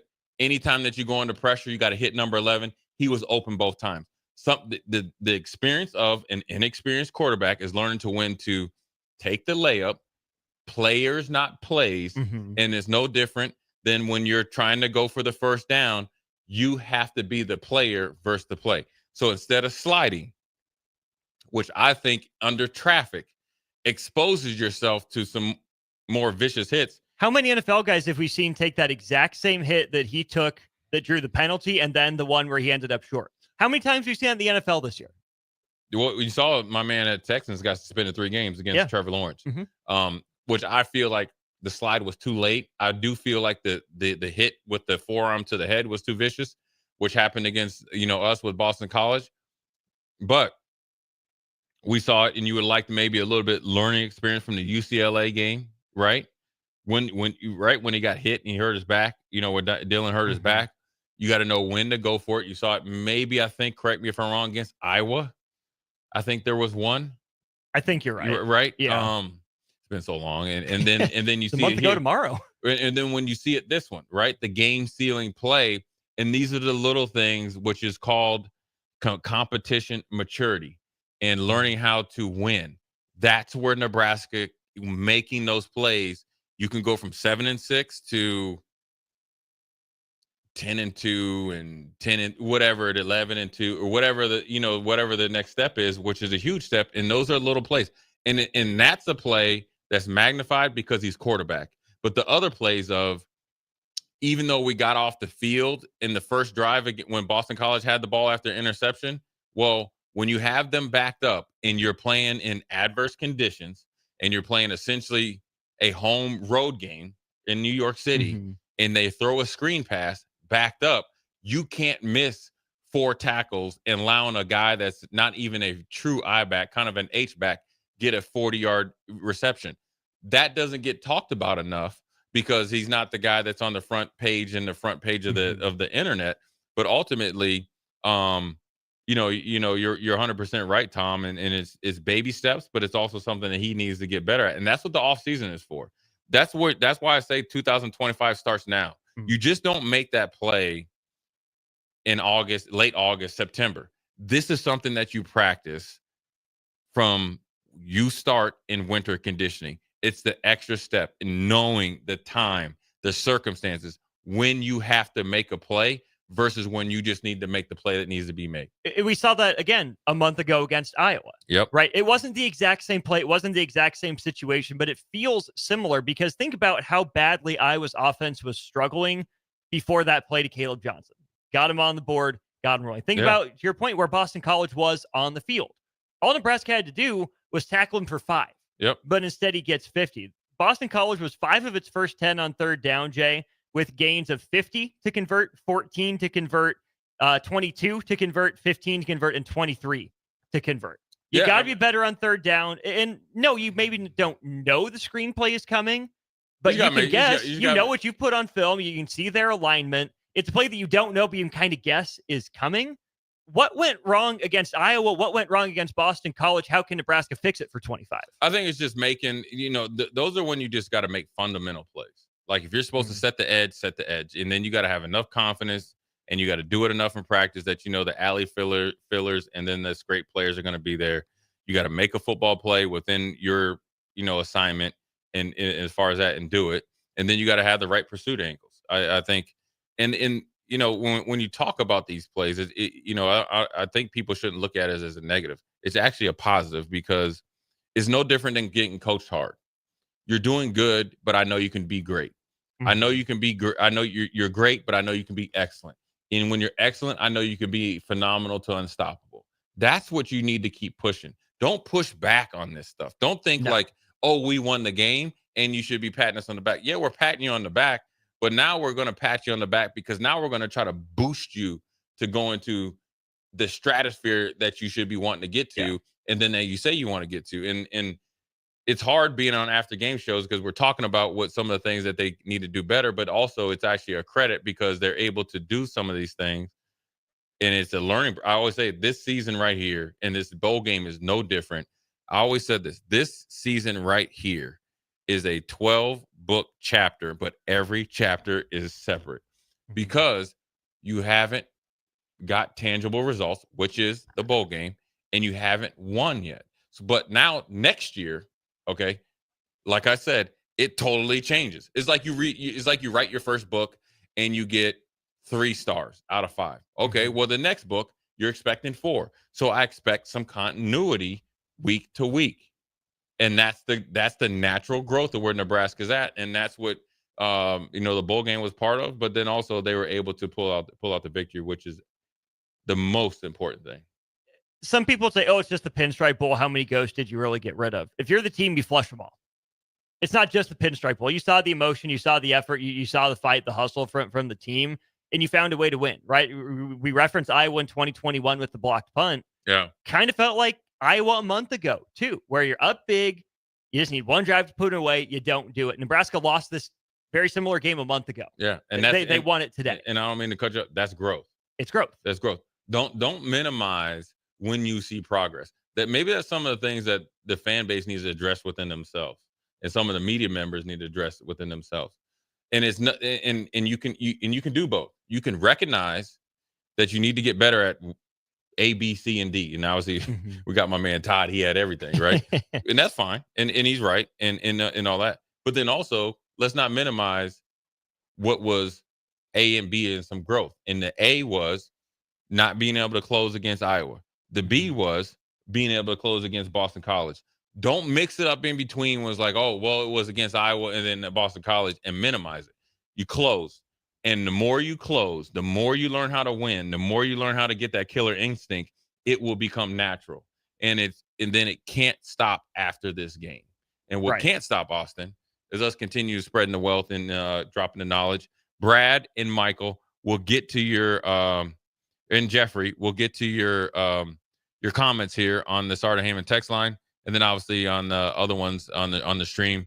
Jay Foreman post-game show. Quick break. We'll come back, finish out this 3 o'clock hour on this post-game show. We'll be right back. Slay the holidays this year with a gift that'll really get them going. One that's built to win, like the new Honda CR-FR Motocrosser. One that's built for fun, like a Honda Mini Moto. Or one for each member of the family, like a Honda CR-F Trail Bike. At Rod's Power Sports, you'll find the motorcycle, ATV, or side-by-side they'll love. During the Honda Gifts That Go sales event, you can slay the streets in style with a Grom Mini Moto, slay the trails with the CR-F 50F, or pile into a Pioneer 1006 Deluxe Crew that can carry 6 elves over the fields and through the woods all year long. This year, don't just give any gift. Give the gift of outdoor adventure with a ride they'll never forget. Don't miss out. Head to Rod's Power Sports in Lincoln, Nebraska during the Honda Gifts That Go sales event. It's your chance to slay the holidays and your gift list. Dealer participation may vary. See dealer for complete program and safety details. At Farm Bureau Financial Services, we strive to provide you with the right coverages for all your insurance needs by taking the time to meet with you and review what coverages best fit your needs. So whether you're in the market for home, auto, farm, business, life, or a combination of any of these coverages, we can help with making sure you, your family, or your business have the right coverage based on your individual needs. If you would like to review your insurance needs, please contact Ben Spurt with Farm Bureau Financial Services at 402-217-9945 or through email at ben.spurt@fbfs.com. This is where it happens.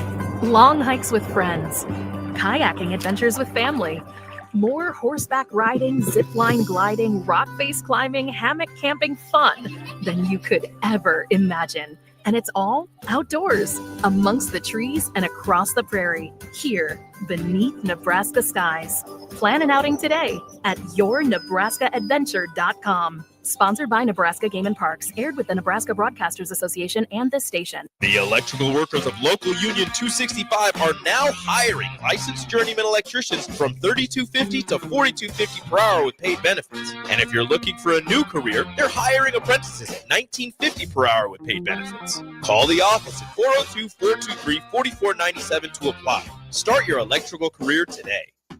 General Fire and Safety has been keeping Lincoln businesses and commercial structures safe for more than 50 years. From a simple fire extinguisher to full fire suppression systems, Lincoln has trusted General Fire and Safety to provide top-of-the-line products, installation, and maintenance. If you're starting a new business in a brand new building, call on General Fire and Safety to help you plan a fire safety system that fits the specific needs of your business, employees, and customers. Call General Fire and Safety today at 402-261-0116. Rosie Sports Bar and Grill, open for lunch and dinner at 1501 Center Park Road. It's the holiday season. Time for work parties, friend get-togethers, family gatherings, which means lots of eating. Maybe you think you've perfected your holiday meals, and maybe you have no idea where to even start. Let's fix that right now. No holiday party is complete without Führer's cheese spread. It goes well with any type of cracker, pretzels, apples, chili, vegetables, chips, and of course, it's perfect to pair with wine or beer. Holiday meals aren't complete until Führer's cheese spread is on the table. Find your own container at your nearest local grocery store today. Wrestling fans, it's time to elevate your game, just like Stevens & Smith Construction does for your concrete needs. As your full-service concrete contractor, we deliver solid results every time. From singles to doubles, fighting for inside position to scrambling reversals, we know how to pin down quality and slam expectations. Stevens & Smith Construction, a proud sponsor of Takedown Tuesdays on 93.7 The Ticket, where Husker wrestlers bring you all the action. Don't stall. Stevens & Smith Construction is here to help you build a concrete foundation for the win. Check us out at www.stevensandsmith.com because stalling is a penalty and winning is the only option. In every office, there's two types of people. There are those who bring in bagels and those who eat the bagels that someone else brought in. Everybody likes the first person. Be that first person. Weekday mornings at 7:30, you have a chance to win a business box of bagels from Bagels & Joe. All you have to do is shut up, Sipple. 2 questions for you, 2 for Sip. Win, and the bagels are yours. Lose, well, you don't want to lose. You lost Monday, you lost Wednesday, you're a loser. Shut up, Sipple. Weekday mornings at 7:30, brought to you by Bagels & Joe. You never think cancer will happen to you. I smoked for over 40 years. My doctor recommended that I get annual lung cancer screening. They were able to catch my cancer at stage 1. It's never too late to quit. Even if you're still smoking, you need to ask your doctor about annual lung cancer screening. Just 30 minutes a year could save your life. Call the Nebraska Tobacco Quit Line, 1-800-QUIT-NOW, 1-800-784-8669. Paid for by Tobacco Free Nebraska. Aired with the Nebraska Broadcasters Association and this station. 93.7 The Ticket is proud to provide listeners with daily opportunities to win contests and prizes on our airwaves, and would like to take this opportunity to remind you of a couple rules. All participants must be 21 or older and must wait 30 days after winning a prize before participating in another contest. Once you win, you have 30 days to pick up your prize at the K&TK Studios, 1040 O Street in Lincoln, or your prize will be forfeit. Thank you for participating in our contest, and thank you for listening to 93.7 The Ticket.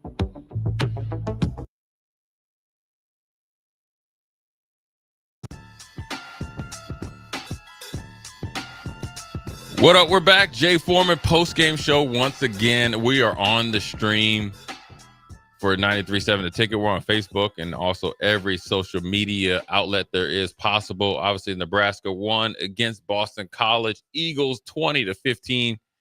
Sloppy game, barn burner, but Nebraska was able to pull it out, and that's the most important thing. We are brought to you by Anderson Ford of Lincoln, Vinny Creekrack and State Farm, Elway Sports of Lincoln, Action Plumbing, Tavern 180, and Tanner's Sports Bar and Grill.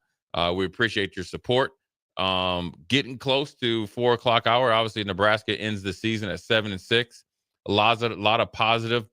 There is growth. You can't minimize that. You can't recognize that. Is the growth that probably everybody in that football program and team wanted? No, but it is actually, I always say tangible growth.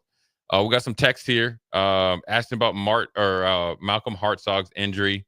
Michael says he was holding his shoulder. Then we got Brad. He says Raiola needs to get some zip on the ball, don't loft his passes, and roll him out more. If he's Mahomes 2.0, let's see it. Let's just let Dylan be Dylan. In the offseason is where you get better. And I will say this: the one thing that I always try to, the few times that I talk to Dylan, and because I think the biggest thing that you can do is somebody that I truly care about Dylan, as a kid and as this program, is you got to let him go through the process as well. The last thing that you want is he's probably got 85 million people. Plus, I respect his dad and his family. Trying to give him suggestions, but let him go through it. But the one thing I would tell him is, look, the one thing I would tell any young player, and it's not even a young player, it's just year to year. When you watch yourself on tape, you want to be disgusted. That's what you want to do. Because at that point, if you're feeling disgusted, in my case, you got bigger, you got faster, you got stronger. You got smarter. You got smarter. You've already watched those plays. And even the plays that you make, you always look at the tape and say, man, I could have made it a step further. Because you watch the tape with the right intentions.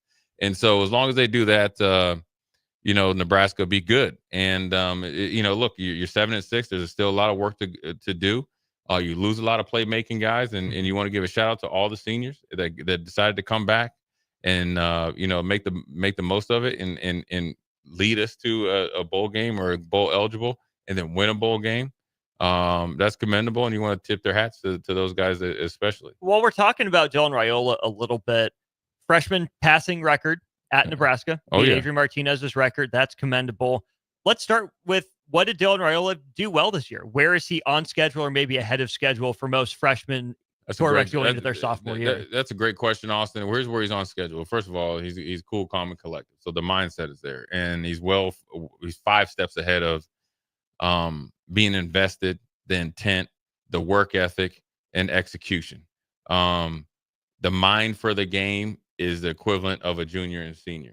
The experience is above a freshman. What he really did a good job of, in my point of view, is playing the position and owning the position.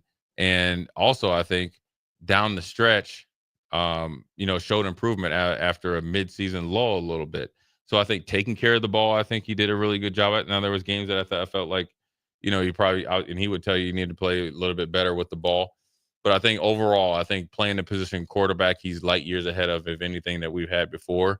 I think the accuracy, especially from, behind the line of scrimmage all the way to, let's say, 18 yards, is phenomenal. I think the accuracy on the deep passes will just come with continuity, being familiar with the receivers, and experience. And I think one of the things that people don't realize is, and I know this from experience, so nobody else knows this from experience, and I know Dylan knows this from experience because I've been in this situation. When you grow up with a famous dad in an NFL locker room and be exposed to what you need to do to be a professional athlete, you see things actually faster than at times some of the coaches, and then more 99.9% faster than the guys that are playing with you. So that's where I think some of the inaccuracy comes from on the deep balls, because he can get to his deep ball read faster than the guy that's running under the route. Now, that needs to come back to where Dylan needs to tailor that back based on whoever he's throwing to. But then also the guys that he's throwing to need to get it going as well. So it's a beautiful complement of a relationship for everybody to need to get better. It really is, because think about the conversation around they want to do the Mahomes comparison. Think about how long it takes receivers to get used to playing with Mahomes. That arm, the angles, keeping plays alive. It's not all Dylan Raiola there. But yeah, it looks like Dylan Raiola was almost kind of throwing the ball to spots, more so than reading which receiver he had. But that's where I think another year of growth from a guy like Jalen Lloyd, who we know has the track speed, but that's not a traditional deep ball guy, right? Yeah, he has the wheels, but he's got to get better getting off the line of scrimmage, get better at his releases. His top receiver this year was Jamal Banks, who had that 29-yard one-handed catch to get right things off the going rip for Nebraska, which is cool. But Jamal Banks isn't a prototypical deep ball guy, right? He's probably best inside 25 to 30 yards, jump ball type of guy. Nair had the one against UTEP, and then it dried up a little bit. Dylan Raiola doesn't have a traditional deep ball wide receiver, a football player. There, right? He has a track guy, he has a big body jump ball, red zone type of guy. Where's his Deshaun Jackson?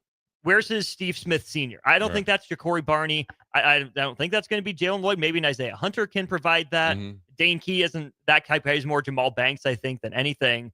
So Dylan Raiola hasn't had that traditional, 5'11", 6-foot guy that can get off the line of scrimmage with good footwork, with a good release, create space, and go get the ball. He's just kind of throwing the ball to spots because he's got a different cast of guys out there, and he's just hoping they go get it. And that's where you got to get. I mean, look, you got to think. I know that he was here in January, and you're getting used to guys, and he was trying to earn his spot, earn his respect on the team. But it comes from experience. I think the things that we're talking about right now will drastically improve by next year, and even with the same cast of characters. He's going to know Luke Lindenmeyer better. He's going to know Carter Nelson better. He's going to know Jalen Lloyd better. Jalen Lloyd needs to step up his game because he does have that unique skill set to take the top off the defense. And so Nebraska needs it. Yes, and the timing needs to be there. Then you got Hunter coming in, a little bit bigger body, 6'2", 210. And then you got Dane Key coming in, and then you got the plethora of young freshmen. Don't forget about Clark and about Smith. And then you got other Mosaic coming in as far as, from a true freshman coming in. You got a lot of good athletes. And so what he has to really do is that's the thing that goes into being the next level of quarterback is knowing your personnel. Because the way that player A runs, my favorite route is the bang eight. The bang eight route versus player B is totally different. And so you have to plan accordingly. And then you got to take in all the factors of the game, the weather conditions, the down distance, the flow of the game, the coverage, who you're playing against. And so that's where he's got to take the next step. And it's yes, he's got skills that he's going to go work on, right? Because he works at it, right? And all the other stuff, he's going to get physically stronger. He's going to get more mature. All that stuff is just going to be natural. What he's going to have to do is really dive into these minute details of playing a very, very strategic position in the game of football, which is quarterback, which will allow him to perform at a maximum potentially, and I'm going to say potentially, that never seen before, obviously in Nebraska, because Nebraska generally had running quarterbacks, but you need to really, really play like at a premium. And that's what separates, the Tom Brady's from the Sam Darnolds, because under pressure, he's able to make the normal play look phenomenal. And he's able to throw a ball to a receiver to allow him to run after the catch. If you talk to Julian Edelman and what made, Tom Brady so really, great to play with is his ability to execute under pressure. And then also have the expectations and demand it from day 1 to day 100 or whenever the last day is, and then start it over again next year. And that's where Dylan's going to have to make some growth, and that's where I think he will. And that's, I think, the next step for this offense, too, is it wasn't a very explosive offense. Did a decent job sustaining some drives. But, Jay, you can't fake a deep ball.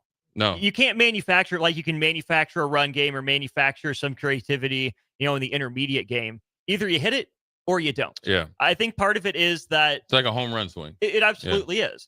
You either hit it, you don't. You swing and you miss, or you connect and it goes a long way. They're gambles, they're risks. You have a naturally lower completion percentage on them just because of all the moving parts that go into them. But I like your point about the pressure situations, right? We don't talk about the deep balls that Tom Brady missed, that Peyton Manning missed, because why? They hit him when it mattered. Yep. In those pressure moments, you think about even like, Eli Manning to Mario Manningham, right down the sideline, stuff like that. Ben Roethlisberger to Santonio Holmes. Maybe not traditional deep balls, but deep enough down the field.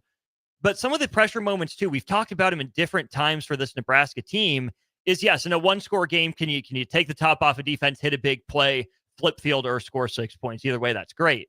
But what if instead of, needing to hit Luke Lindenmeyer for the touchdown against Illinois, what if you hit Isaiah Nair on one earlier in the game for a touchdown? What if instead of needing to hit Jamal Banks against Ohio State, you went in the second quarter that they gave you the lead instead of late?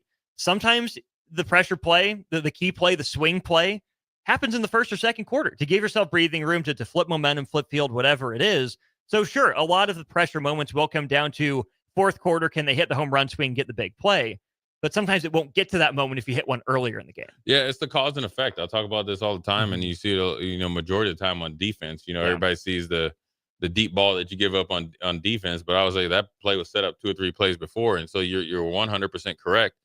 And the cause and effect, you can set up a play or earn a magical play by what you do in the first, second, and third quarter, and you never know when that will happen. And that's what's the great part about playing quarterback, and that's what the hardest part about playing quarterback is at any level, and more importantly in this day and age of college football, where you're a professional, and doesn't matter what age you are, the expectations are to perform at a maximum. But more importantly, I think when you talk about Dylan Raiola, I mean, look at his day right here. This is where I think people don't dummy down what he's doing. Yes, he needs to improve. He knows that.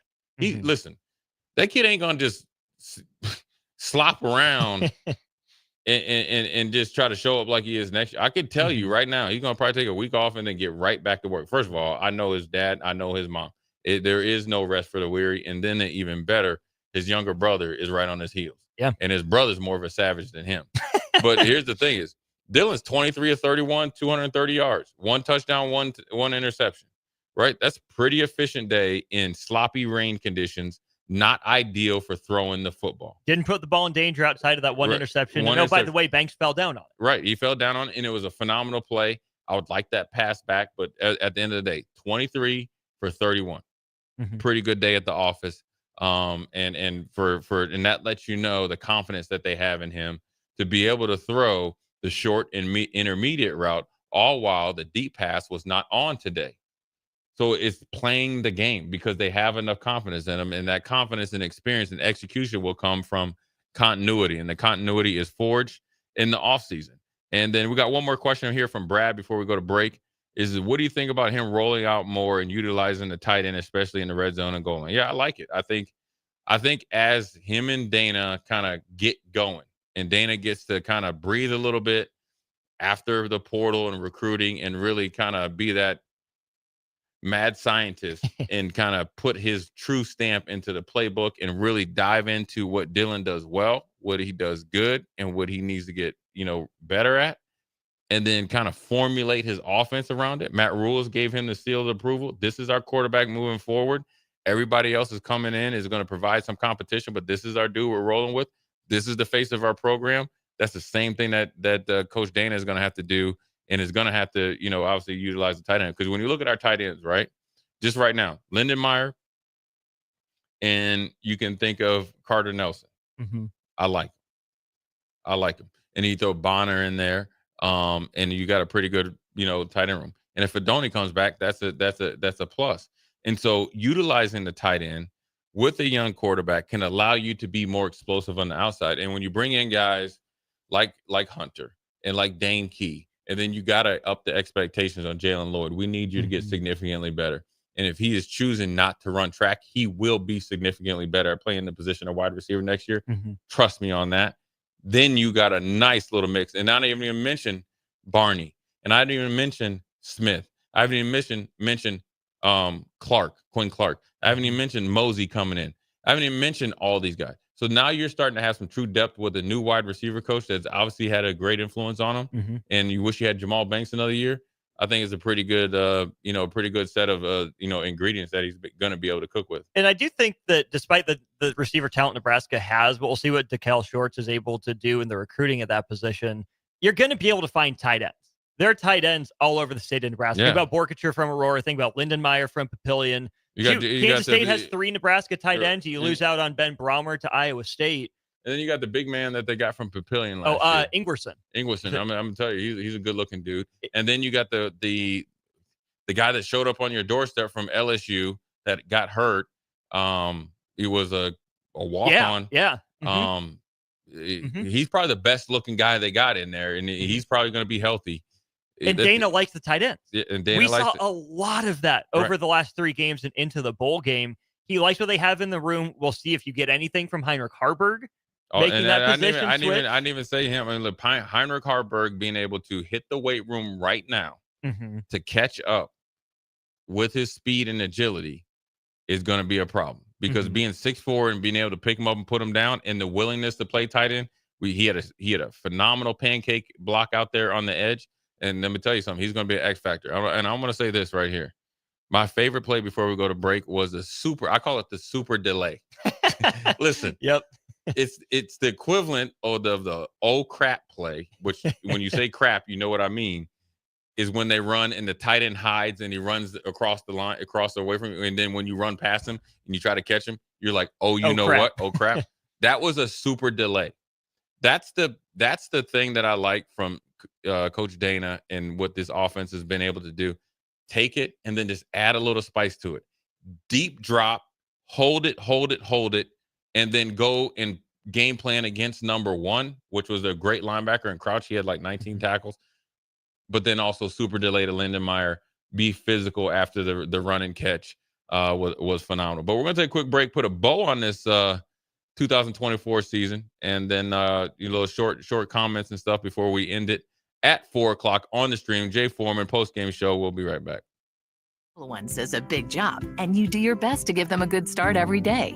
That means making sure they're well cared for while you're apart. You work hard, but it's not always easy to make ends meet. There may be help. Find out if you qualify for Nebraska's Child Care Tax Credit for working parents. You could be eligible for a credit of up to $2,000 per child on your next tax return. Learn more at nebraskachildcaretaxcredit.org. Brought to you by First 5 Nebraska and Nebraska Children and Families Foundation and aired by the Nebraska Broadcasters Association and this station. You can help fight deadly diseases like RSV and influenza while getting paid for your time. Velocity Clinical Research is now seeking clinical trial participants in your area. Participants can receive compensation for study-related time. No health insurance is needed to join. Find a study near you at velocitytrials.com. That's velocitytrials.com.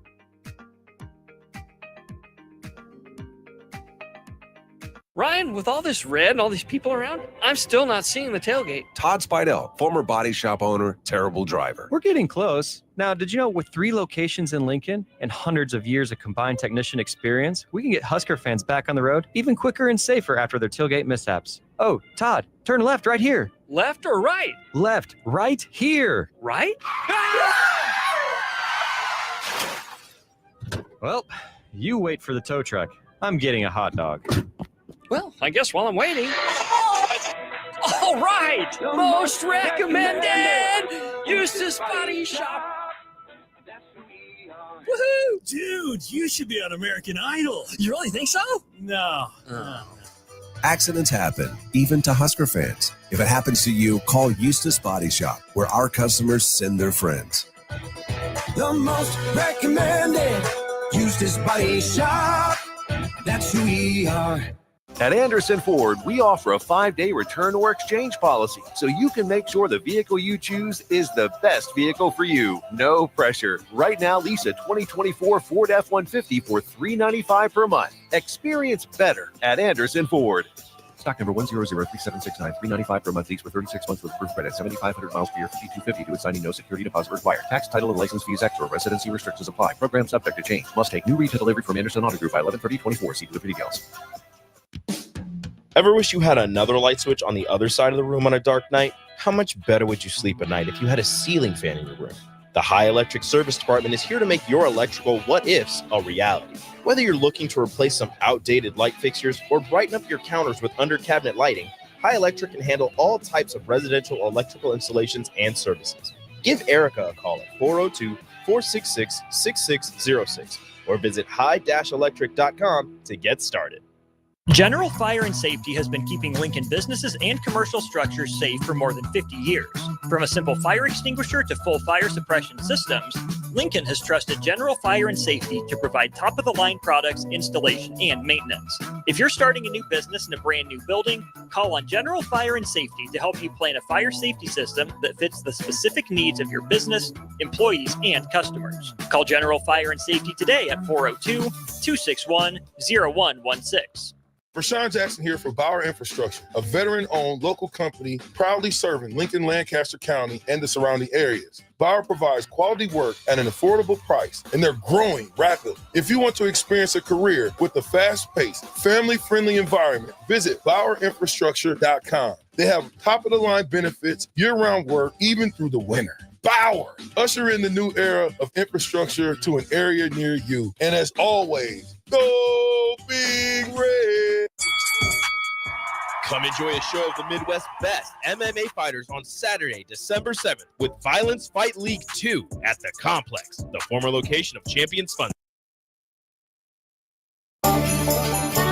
Slay the holidays this year with a gift that'll really get them going. One that's built to win, like the new Honda CRF-R Motocrosser. One that's built for fun, like a Honda Mini Moto. Or one for each member of the family, like a Honda CRF Trail Bike. At Rod's Power Sports, you'll find the motorcycle, ATV, or side-by-side they'll love. During the Honda Gifts That Go sales event, you can slay the streets in style with a Grom Mini Moto, slay the trails with the CRF 50F, or pile into a Pioneer 1006 Deluxe Crew that can carry 6 elves over the fields and through the woods all year long. This year, don't just give any gift. Give the gift of outdoor adventure with a ride they'll never forget. Don't miss out. Head to Rod's Power Sports in Lincoln, Nebraska during the Honda Gifts That Go sales event. It's your chance to slay the holidays and your gift list. Dealer participation may vary. See dealer for complete program and safety details.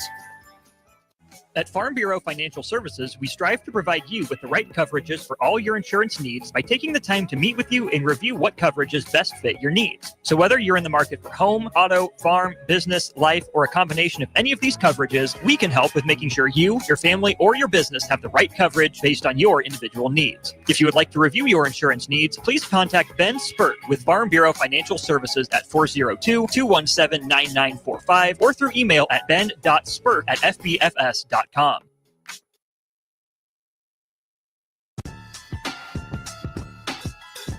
What up? We're back. Jay Foreman Postgame Show. Once again, I want to thank everybody for listening all season. I want to thank Anderson Ford, Vinny Kreekrak, Elway Sports of Lincoln, Tavern 180, Tanner Sports Bar and Grill as well for making it all happen. 2024 season that obviously ended in a pretty positive year, 7-6.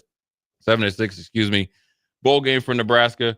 With that being said, I also want to give a shout out to Ramir Johnson, man. For a kid that's been able to be MVP of the bowl game, overlooked at times, being able to step up, going back to his hometown. He's born and raised in Harlem, from Harlem. Quiet as kept, as Matt Rule said in the post-game presser.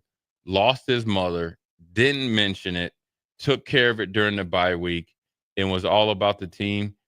There's an old saying, most times they say good guys finish last. This is a good guy that ends up finishing first. So I want to give a shout out to him and give a shout out also to all the seniors that were able and willing to come back and face some demons, defeat those demons, and continue to work through the process and got Nebraska not only bowl eligible, but then to win a bowl game and set forth the big foundation or small foundation, whatever you look at, the foundation of what the expectations are moving forward. I always say it's the ceiling of the floor this year. and you want to give a great appreciation to them. And then obviously you want to give appreciation to the Husker fans and obviously everybody that supports us in the ticket, because we wouldn't be able to be on after every game without you guys. And so we appreciate that as well. Before you go, Jay, let's just get your final vibe check of the season. How do you feel 2024 went? How do you feel about the future heading into 2025 after first game? I'll say the season went good. I would like to see it been better, but you know what? I'm fine. I can deal with 7-6. I can deal with that. Because I felt like, we still had a young team, got a very young quarterback, and there was a ton of progress, right? And when you think about ton of progress, it's not going to be easy. It was hard. They faced a challenge. They got defeated. They defeated themselves, and they were able to answer the bell. So I think it was a positive season, and so I'm okay with it. And then where we're at as a program, I think we're in the right direction. I think, again, to be able to get over the hump in the year 2 of Matt Rule and set forth the path of the ceiling of the floor is a good place to be. And I think they've done everything they need to. And I think the mindset is right along with everywhere it needs to be as far as moving forward in this kind of vortex of college football. So I think Nebraska, I wouldn't say we're back, but I think we're definitely, knocking at the door. And so this is a big year moving forward. The year starts now. As great as, today is and tonight and, the next week or so or whatever it is, it's back to work. And that's the great thing about it, because now you have something that's been missing around here for pretty much 10 years is what it's like to win a bowl game. To win your last game shows a lot more than just making it. And so they're able to kind of take 2 steps when they just made the first step. And, that's commendable. Who is Nebraska's best player this season? Oh, man, Ty Robinson. Probably Ty. He's been the most consistent. He didn't have to play in the bowl game. You wanted to say John Bullock, I could tell. It was John Bullock or Ty. It was John Bullock or Ty. And I'm being biased towards offense, but I think it was those two. They had excellent years, and they came in Nebraska different ways. Ty came as a 4-star recruit. John Bullock came as a walk-on, a totally different position that he ended in. He's a tough kid, very respectable kid, and he got everything that he deserved. And I'm gonna give a shout out to both of those guys, because both of them decided on their own to come back. John Bullock could have went on and done anything he wanted. He was already graduated. Ty could have probably opted for the NFL, and who knows where he would got drafted. He made himself a lot of money this year. He goes down as one of the guys that would stayed around and did what they needed to do to get us there. So you want to give a lot of kudos to those guys. But those are probably the 2 best players, if I had to say off the top of my head. Nice. Yeah. And it's a good and they had some good young players as well. And that's the great thing about it. When you got Vincent Shavers, Keona Davis, you got Judy, you got Van Poppel, you got Dylan, you got Barney, you got all these dudes. Now it's time. Now these dudes need to get together and get it going in 2025, sadly but true. It starts at midnight. Yeah. As soon as you get off that plane, brother. And that's an hour sooner for them right now. Yes, sir. So it starts at, make sure you take care of Nick Sainer and Jake Sorensen out there. For Jay Foreman, for my boy Austin Orman, post-game show. We are out for 2024. We'll holla at you.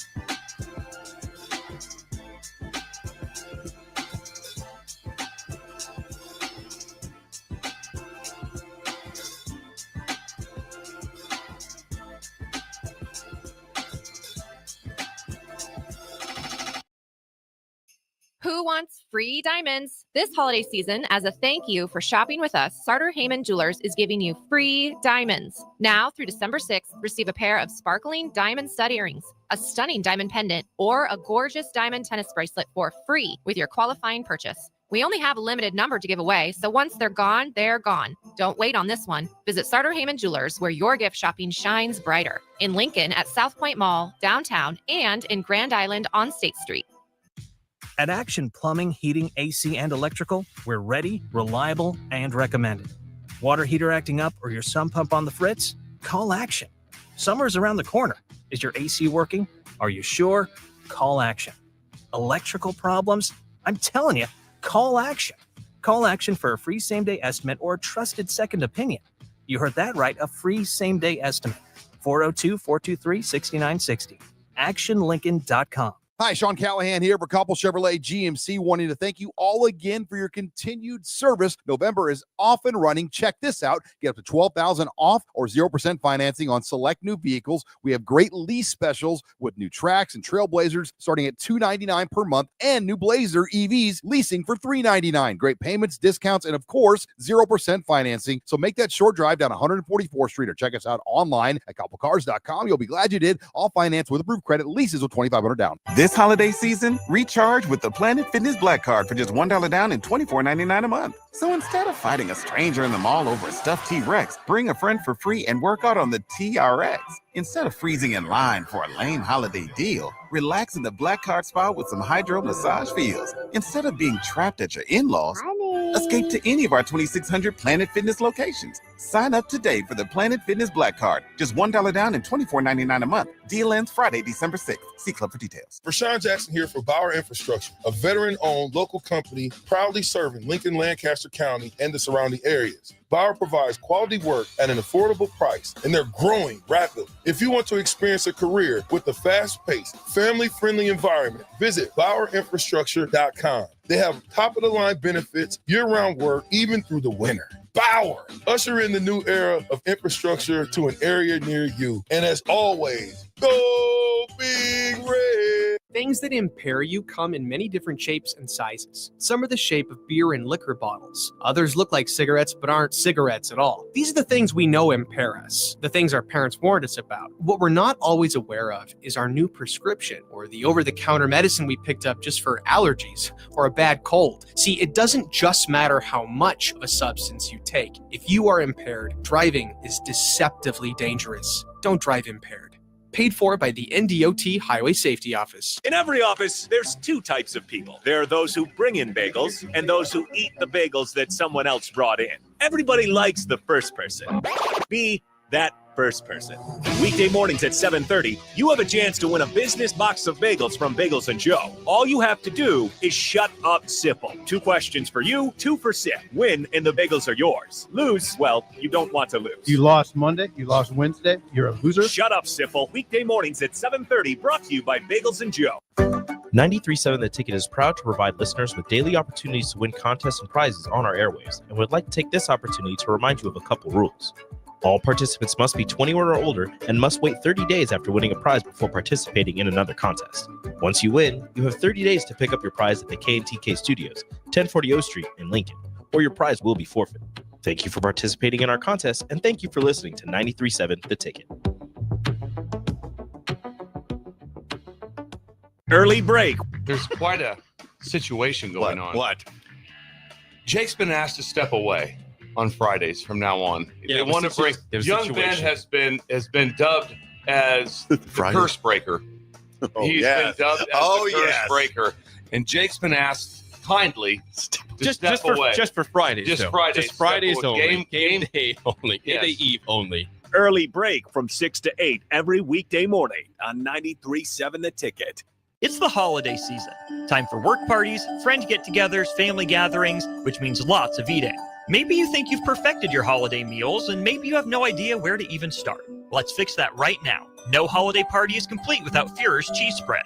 It goes well with any type of cracker, pretzels, apples, chili, vegetables, chips, and of course, it's perfect to pair with wine or beer. Holiday meals aren't complete until Führer's cheese spread is on the table. Find your own container at your nearest local grocery store today.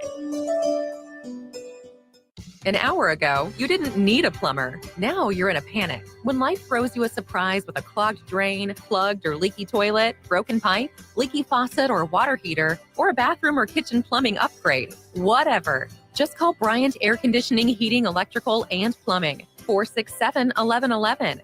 Keep that number handy, 467-1111. Or go to BryantLincoln.com. Bryant Air Conditioning, Heating, Electrical, and Plumbing. We do whatever it takes. Empower a child today with the Teammates Mentoring Program. Hope is only a conversation away when you choose to share your talent, time, and heart with a child. Together, you can build a relationship based on strengths and chart a brighter future, 1 week at a time. Find out how you can be a mentor by visiting LincolnTeammates.org. Become what you needed as a kid by joining the Teammates Mentoring Program today.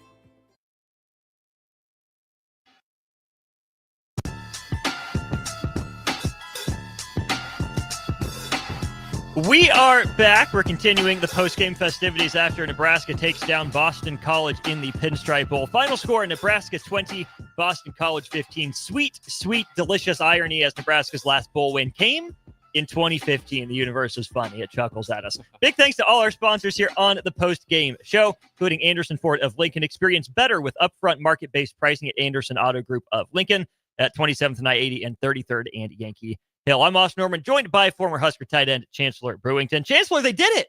They did it. They did it. They did it. 5 more minutes, they might not have. Hey. But it's a 60-minute game, and they did it. One of my favorite shows, Saved by the Bell. Hey, Saved by the Bell.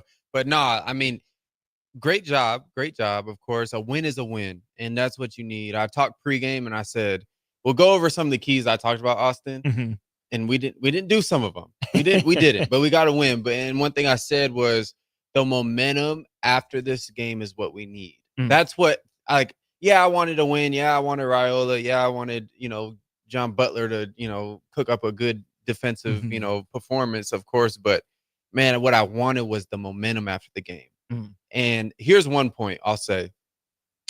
I wanted to know, or I wanted the OC and DCs to get this game to have a feel for what they need. Right. So I want them to, I envision them like looking back and seeing this game now, like in a week, and being like, okay, like, we got Tyrod gone. We got, Ramir Johnson gone. We got, Jamal Banks gone, all these seniors gone, and then start watching this game, adding in your new players. Right. So guys from the portal, or maybe a freshman that might be promising, whatever, and then say, hey, we still have a gap here. We still have a gap here. And now you can kind of watch these games now this year and be like, okay, this, and this. And, I thought offensively we did some good things, and I thought defensively we did some good things too. So this will be a good, fun game for them to watch. And I'm sure for the portal guys that are coming in committed that will get here after January, they're probably like, hey, like, we can add to this team. It's not like there's no this, there's no that. I think they're thinking like, hey, we can add to this team and we can win.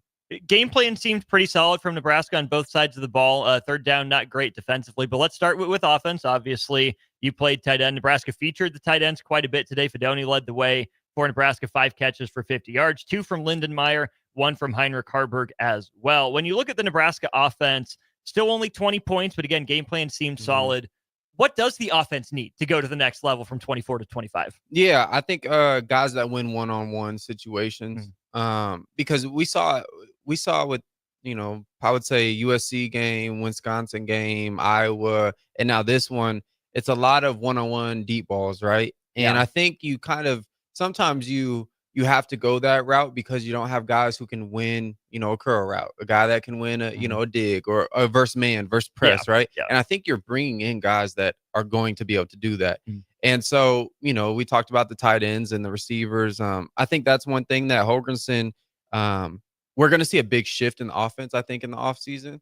And I think we're going to see what Holgrensen really wants to get to. And I think the guys that, I'm going to keep saying it, the guys that we're bringing in, I think it's going to allow Holgrensen to do a lot more. And I think with that, I mean, Raiola's play is just going to go through the roof. If I'm envisioning the things that I see from, the Cal receiver, the Kentucky receiver coming in, right? And I'm like, okay, the way they run routes, the way they get open, reminds me, a couple of those guys remind me a lot like Samari. Okay. Yeah. But no, I think the offense is moving in the right place. And I think they took a step today. Let's look at the running backs then. Obviously, Emmett Johnson is a big get out of the portal because he's never officially entered it. He leads Nebraska in rushing yards, 14 carries for 68 yards, including the long of 34. But the MVP of the Pinstripe Bowl was the hometown kid, Ramir Johnson, 10 carries, 60 yards, has the touchdown for Nebraska. Then ices the game with the 11-yard carry on 4th down. Ramir, what do you think a game like this, a performance like this in his final game at Nebraska means to him? Yeah, I would assume that it feels amazing. Going back home, I saw in all the media stuff, like he was on all the posters in New York, and he's showing the guys around, the Big Apple, and all these different things. So yeah, I believe that this probably feels really good for him. I know there's a lot of family there, and for a guy that had every opportunity to leave, me and Harrison were talking about if he were to hop in the portal any of those years, I mean, he would have been at a Power 5 school, a big school, probably a rival, right? So like how it works. Yeah. And so, but he stayed through the Frost thing, stayed through the Mickey, stayed through 4 different running back coaches, held, all these different guys, right? So for Husker Nation, I think it should be nothing but love for him, because of all that he's endured. And I mean, we talk about grit, Nebraska is all about the grit, not only the football team, but the state. I mean, Ramir Johnson, injury after injury, battle after battle, has always roll after roll. He's kind of always been that guy that finishes the year, up until 23, he got hurt last year. He's always was, no matter if he was Gabe Irvin starts the year or Anthony Grant starts the year, it's always, Ramir Johnson just finds a way to solidify his role in every offense he's been on. So I wish nothing but the best for him. I think he does have football still left in him. And yeah, so I hope this feels good. I hope he gets to enjoy it. I hope they go out, have some fun tonight. And yeah, he was a big part of this game, big part of this team the last 6 years. Offensive line is going to be in flux. You lose Bryce Benhurt, who played in 60 games, started 54 of them. That's a big deal. You lose Ben Scott, who kind of stabilized things in the middle. But you have Gunnar Gatula, who played pretty well in relief the last half of the year. I wouldn't be surprised to see Justin Evans slide over to center. He was the backup center. I think he gets a crack there. Henry Lutovsky seemed to solidify himself at right guard. So you need probably a left guard and another tackle, which always goes, so far having guys that can protect on the outside. But number 15, Dylan Raiola, how did you grade him today specifically? Yeah, I thought he played good. I mean, the first ball, the interception, he threw the fade to Jamal Banks, the one-hander, read that good, of course, great ball. And I think he got a little greedy. Pressure came. He got a little greedy. And, it happens. It happens. But I mean, and Banks fell down, didn't have a chance to fight back for it. Exactly. And I would say overall, man, there was, some moments where you wish you had this one, you wish you had that one. But for where I see this offense going, I think the jump for him in the next 6 months is going to be pivotal on his college career, to be honest with you. I think this jump freshman to sophomore is going to be pivotal because he's a guy that people expect to exceed expectations. Like they expect him to, be in the Heisman race eventually. Like we expect him to be a first round draft pick, right? So usually you see, a player really develop from freshman to sophomore year. And so I'm hoping to see it, and I believe it's going to happen. I think he's a talented kid. I think refine a couple things, right? You kind of get exposed to the atmosphere of college football, and these guys are big, these guys are fast. You're playing against draft picks instead of 16, 17-year-old high school kids, right? So the adjustment period, we saw an interesting, middle year from him, right? To throw like 7 picks or whatever, and then you kind of bounce back. Wisconsin game, you do pretty decent, but I thought this was a good game. We talked about momentum. I think you can grab some momentum and carry it into the offseason for Dylan Raiola. Let's talk about the 2 carries that he had officially. First one, I love the play call from Dana Holgerson to make Dylan Raiola keep that. I assume that was a call. Maybe it was a read. If so, credit to Dylan for that. But if you're thinking players, not plays, trying to close the game out, you put the ball in Dylan Raiola's hands. He slides. It was a little late. Do you think that's the right timing? Do you think it is a late hit? How do you judge how Dylan Raiola made the decision to slide and then the hit from the Boston College player? Yeah, I think maybe we had some flashbacks from, what was that, Illinois or Colorado? I forget which game earlier in the year. Maybe UCLA. UCLA's where he got hurt. Yeah, that one. Yeah. So, maybe I have some flashbacks there and, maybe was thinking about doing it and whatever, but I think I like the play call. First of all, I like the play call. I think that's one thing in Dylan Raiola's game that is going to need to take that next step is his mobility within the pocket and him escaping the pocket as well. Because I think he's I think he's smart enough to play those games that kind of Mahomes plays, that the Andrew Rodgers plays, right? I'm not saying he's as athletic as those guys, but I think with the strength staff and with the nutritionist and all that good stuff working together for him, I think this offseason, man, he can get a little faster, a little bit more agile, a little bit more mobile. I think it will not only help him escape the pocket, but it will help him extend plays just a little bit more and trust his feet work a little bit, or footwork. And but yeah, pertaining to the slide, man, those calls, I feel like we see them all the time now, and it's tough because, like, you think about put yourself in a defense player's shoes. You're running full speed, and then all of a sudden the quarterback pulls up, right? But no, I mean, hey, if you can get those calls as a quarterback, take them. Or you're playing the game, yeah, right? The way play it's the game. adjudicated. Play it. And then not long after, they roll him right on 3rd and short. He slides a yard early, right? We talk about the generally good decision making. There's been a few times this year. Yeah. He slid down a yard short. Is that a freshman mistake? Is that him not knowing how to run and absorb contact? Is that him not being taught to dive instead of slide? Because past years, maybe that comes back to bite Nebraska. They ice it the next play with Ramir. But again, if you want the ball in Dylan Raiola's hands and he's such a great game manager, he's got to know where the first down marker is. Yeah, that's a great point, Austin. I think one thing that when you go kind of watch some of his high school tape, one thing that was glaring was, he never scrambled, never ran with it. He would just throw it away in some scenarios. So I think it's a lack of experience. So I think, certain guys have that savviness to them. I think we got a little, we got too blessed sometimes with Adrian Martinez, the way he was able to, escape and do all these things. But I feel like you build up a sense of, the sideline awareness, the chain marker, when you're running, when you're escaping the pocket, you have an eye, you're periphing the chain, you're periphing, the clock, you're periphing all these things. And I think as he evolves his game and says, okay, this is what I'm setting out to be. Yeah. Right. Because I think that's kind of outside of how he sees himself maybe right now is a guy who can escape the pocket. The moment he sees himself as that, I mean, now he's going to start getting a little bit more of awareness. Okay, this is how this guy does it. Right. And honestly, I mean, if we want to play the game of looking at Patrick Mahomes and whatever, I mean, if he studies Patrick Mahomes, he'll pick some things up. Right. And I think it will be to his benefit. And I'm all for the comparisons. I love it. I think it's awesome. Anything that helps him, take his game to the next level. Tanner's is your go-to neighborhood bar and grill at 30th and Yankee Hill. You can enjoy great food and drink specials every night and tons of TV to watch all the college football bowl games, all the college football playoff games, NFL games, NBA games, college basketball games at Tanner's. Again, your go-to neighborhood bar and grill at 30th and Yankee Hill. Lost Norman, Chancellor Brewington with you. Let's switch gears to the defense. We talked about what Nebraska might need on offense, Chancellor.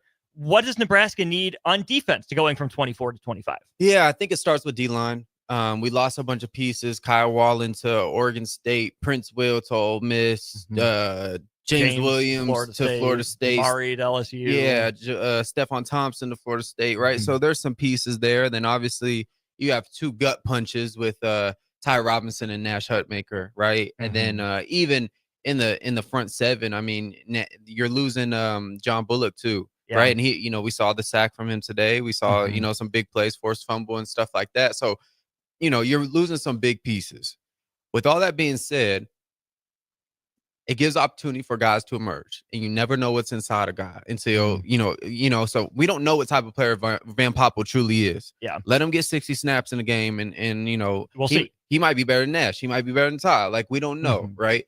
And, we talk about Davis and, Judy and all those guys. I think you need a dominant force though. So I think in the portal, I think, in the offseason, you're going to be searching for some guys, man, that maybe aren't happy at where they are, or they're testing the market someplace else. And, I think Van Poppel has enough games under his belt to not have to take such of a jump. I think they did a really good job with him to where he'll come in and play, and he's not going to be taking that freshman jump, right? Where it's like, we have, bright lights, this and this. No, he's been in some big games. He's been in some goal line stops. He's been in some really big moments for the Huskers. So initially I'll say D-line, but also, and I'll also say this, man, we need to get a guy who, a strong edge rusher, a force, man, a force that can really get us some sacks on third down. And I think with bringing in the Chiefs D-line coach, I think that adds a piece in the recruitment game where, oh, that's an attractive guy. I would like to play for him. You know, he's Coach Chris Jones, all these different things. You know, so I start there with the front seven. And I think the Terry Braden hire is interesting too, because you think about Chris Jones. Mm-hmm. He makes that Chiefs defense go. Like money time, it's Chris Jones time. Underrated defensive player of the year candidate. But what intrigues me about the defensive line moving forward is what Terry Braden and that staff defensively did with maybe lesser known guys like Mike Pennell. George Karlaftis was a high draft pick. It's been solid, not off the charts. Yeah. You know, you think about FAU from Kansas State from a couple of years ago. You think about Colin Saunders, Breland Speaks, guys like that who play their role, do it well, and amplify the one stud. Yeah. I don't know who that's going to be for Nebraska on the defensive line next year, whether it's Riley Van Poppel, whether it's Elijah Judy, or a guy that played better in the bowl game today than we saw all year. The guy I mentioned yesterday during On the Block, Cam Lenhart. Yeah, only he did 13 play really good. tackles for him in 12 games on the season. Call it a sophomore slump if you want to. I don't know. We just didn't see the same Cam Lenhart, that same step forward. I thought he played well today. I still think there's a lot of potential number 11. Yeah, for sure. I mean, that's a veteran guy, a freshman All-American. And I think, you know, the sophomore slump, I would, this is my guess, right? You know, a heavy D-line room, you know, you kind of get lost in the sauce, and then you get a play here, and he's probably a rhythm guy that needs rhythm. And, you know, most players are like that, right? So, you know, probably that situation with Cam Lenhart, but I think he's a guy that, you know, can make a big jump, and I think will make a big jump. I think you know, depending on if you're staying in the 3-3-5, right?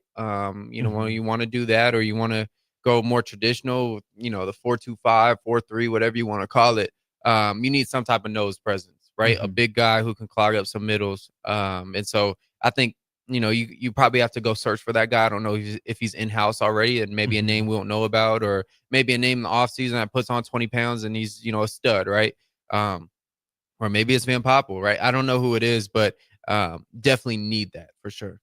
You mentioned your keys. Let's get into some of those. What are the keys Nebraska hit that you said they needed to do, if they hit any? Yeah, so I thought tackling. You know, I just figured Boston College was going to run the football a lot, and you know, I thought we did all right until you know, second quarter, where they you know, the screen and all these different things, right? But I thought they did pretty decent. I thought they picked it up, and you know, part of that is you're tackling in the wet and cold, right? So guys are slipping up off you. Got to wrap up. You got to tackling in Big Ten weather. Yeah, you got to bring bodies to the ball.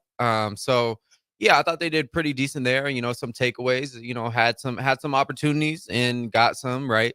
And then I just said get off the field on third down. I thought they did pretty good at that. I thought they did pretty good. You know, there's some moments, of course, late in the game where like, you know, Boston College put some drives together.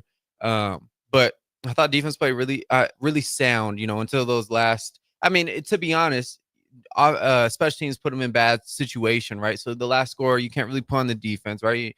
2 yards. I think most offenses in Power 5 can get 2 yards, right? Right. So yeah, I thought they hit those keys. I thought they hit them. What keys did they not hit? I wanted to see a little bit more energy. I just felt like early in the game there wasn't as much energy. And I thought I'll say they did tackle well, but they also didn't tackle well. So situationally, that would probably be the number one thing. But as far as pass rush, I just feel like since we don't really have a strong edge for teams to worry about, it's all internal pressure. Like we're always sending, you know, a backer here from the inside, and you know, Ty Rob and Nash are always working on guard, center guard. I feel like once we get a real dominant edge rusher, you just need one. Need one that we can, you know, we can get a one-on-one for, or we can set a game for, or, you know, do something cool for, right? I think that's when this defense will take off.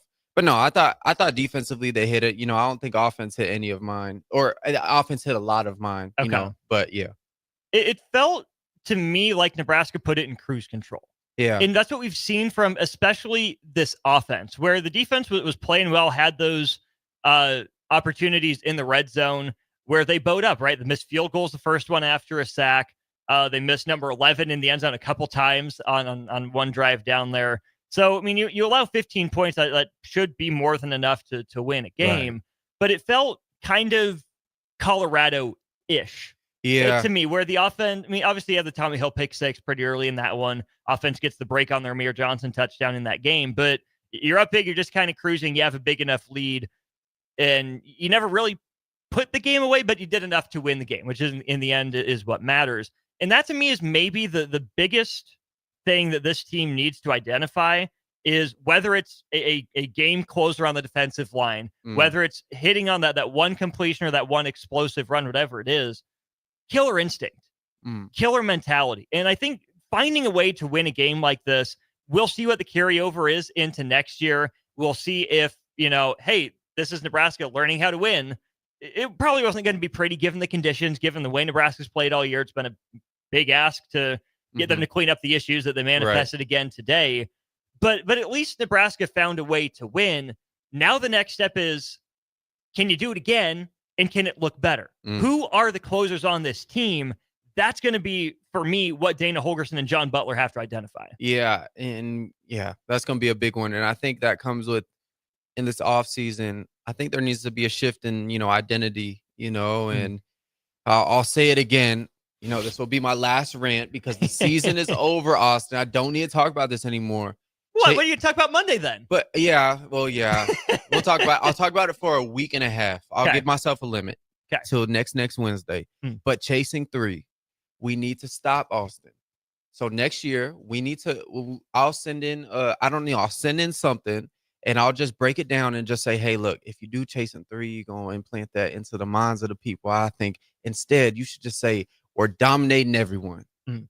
And I think that should be the mentality and the mindset and the self-image of everyone on staff, all the players, so we can have a dominant season and Lincoln can be on fire every weekend. What if you just rotate the three like this? Yeah. Chasing W. Chasing W's. But then chasing implies you don't have it. True. So how about we just go? But see, that's just the thing, though, is that it's a step in the right direction, but it's not the last step. Yeah. So every team in the country is going to be chasing at least one more W. Yeah. I'd rather just say we're winners. And then winning just will happen. So fake it till you make it? You said what? Talk it till you walk it? Yeah, talk it till you walk it, fake till you make it. And then when you make it, you say, hi, I told you so. I called my shot. Babe Ruth. Come on. Hey, speaking of that, how did it feel to you to have to watch a football game in Yankee Stadium? Terrible. So the guys are all posting on the stories, right, of the jerseys. And I said, I don't know if I could take that. I'd probably take it and give it to like a family member, but I can't. I don't know if I could wear it. I really am I was a diehard Red Sox fan. The Big Papi era. Like I was a real heavy whatever. We talked about the Fenway game. I would have loved to play out that Fenway game though. Hey man, go bowed your head in prayer, gone up and kissed the green monster. Hug the pesky pole. Did you see that game at Fenway? They had the pesky pole in the camera shot. Did they really? Yeah, when it got down to whatever end zone was on that side, the pesky pole was in the way. That's pretty awesome. It was pretty funny. Yeah. What would you have done to Yankee Stadium if you had to be in that locker room? I don't know. Nothing illegal, hopefully. Yeah, nothing illegal. I'm a law-abiding citizen, but I probably would have wrote like go Boston or go Red Sox somewhere in all red. I would have had to. I would have had to. Or like or something a little slick, right? Just something, right? Just because draw a little B in the warning track with your cleat or something. Yeah. Like, something like that. Like in the dirt or something, right? Those socks or something. Stick your cleat in the outfield wall. Yeah. Sorry, coach. Just run it up. You're good. Sorry, my bad. My bad. Gotta do something. But no, I mean, to play there, I mean, I know it's not the old Yankee Stadium, but still a lot of history there, and just to say you played there, I mean, it's pretty awesome. And I brought this up on pregame. You can tell me if I'm going overboard and being too poetic and making something out of nothing, but I do think there's some pretty interesting symbolism and imagery for the brands of Nebraska and the Yankees, right? Yeah, the Yankees made it back to the World Series, won it in 2009, the first year of new Yankee Stadium. Yeah, they made the World Series last year before they lost, and that's more success than Nebraska's had on a national stage. But at the same time, it's two brands that maybe aren't living up to people's expectations. Yeah. It's Rule going back home to a place he is really familiar. So you can't judge everything off of one game, especially off of one bowl performance. But if this is the start of something big for Nebraska, maybe not next year, but maybe we can look back in 5 years and say this program found itself in Yankee Stadium. I think there might be some pretty cool imagery down the line if things go the way they're supposed to. Yeah, I agree. I think of, Nebraska and like what it represents. And, no matter where I go, I was just in Arizona. People are talking about, the 90s and the 80s and, all these different things, Domkin Sue and, that game against Texas and, all these different things, right?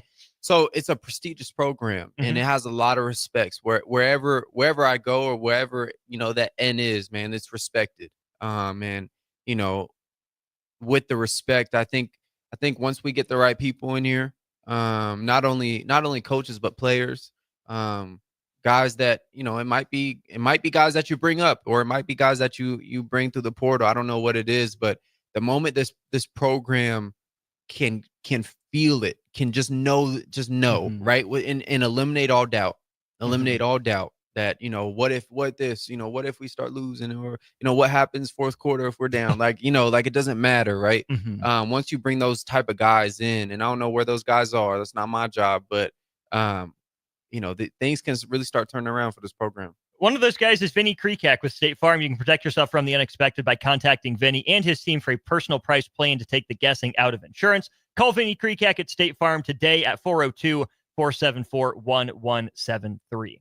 Chancellor, with Nebraska trying to ice the game, it's slipping through their fingertips. Ah, crap, here we go again. We've seen this story. We've seen this movie before.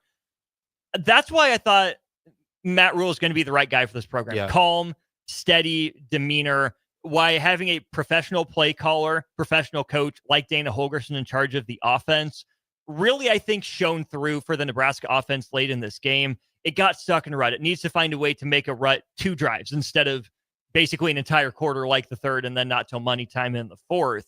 But all the chaos swirling around. You're up 20-2. You give up a touchdown. You give up a short field touchdown. All of a sudden, oh crap, we're in a 1-possession game again. With the chaos of the slide and the late hit by Dillon, of sliding short, with all the chaos swirling, I love how Matt Rhule and Dana Holgorsen managed the moment in the 4th down. I think a lot of other coaches would have punted. Let's pin them deep. Let's trust our veteran defense to get one more stop inside the 2-minute drill. We'll be fine. I love that Nebraska played to win the game, because it still would have been a decently long field for Boston College. And what Nebraska did was take a lot of the guesswork out of it. They lined up, they went power, said, you block him, you block him, you block him, you hit this linebacker, you hit this edge guy, you make this guy miss or run him over for the first down. Yeah. When things could have gone even further off the rails and other teams might have folded, I love what Matt Rhule, Dana Holgorsen did in getting back to basics to ice the game and take the guesswork out of it for their guys. And guys remember that.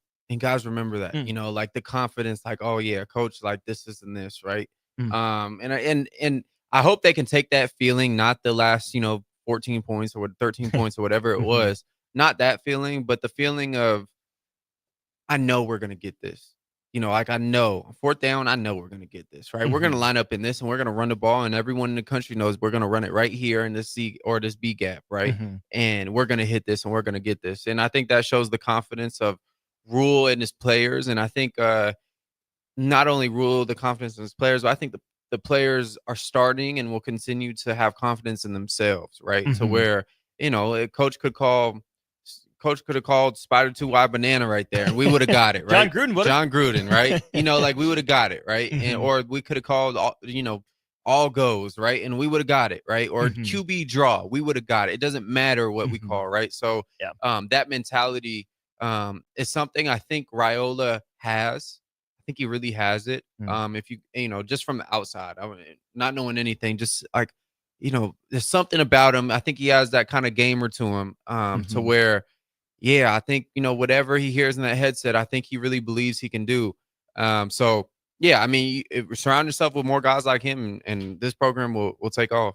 We talked on this show, and I'm sure on the Locker Room, I know I did it on the block with Stricky, about Dylan Raiola and his demeanor. We've seen him get excited for his teammates. We've seen him, played loose, have fun. We've also seen stoic. We've seen calm. I don't know if we've seen more emotion out of Dylan Raiola than when he popped up after that slide into the late hit, and then after that final kneel down, running off the field and trying to hype up the Nebraska fans, going and seeing them pumping their arms.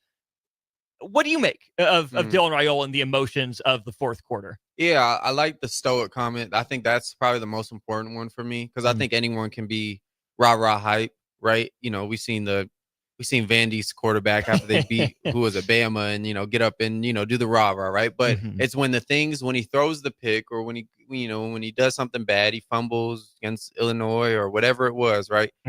The camera pans to him on the sideline and he's just like super poised, right? Because I think I think this and I know this that players pick up on that, especially from your leader. I don't care if he's 17 years old or 23. The quarterback is the leader on the team, and the fact that he has that poise to him, first of all, goes to maturity, and that's just going to keep going. As just a human being, you're going to mature. As your age goes on, but within the confinements of the game, just getting guys lined up, subtle things like that, having the command in a huddle, right? Calling a play firmly and not guessing and not being frantic because guys can pick up on that. When a guy's not confident, you're kind of like, oh shoot, like running out to go run your route or block, like, oh shoot, this dude's not whatever, right? But no, I think he has that good little mix of because you have to be crazy to play that quarterback position.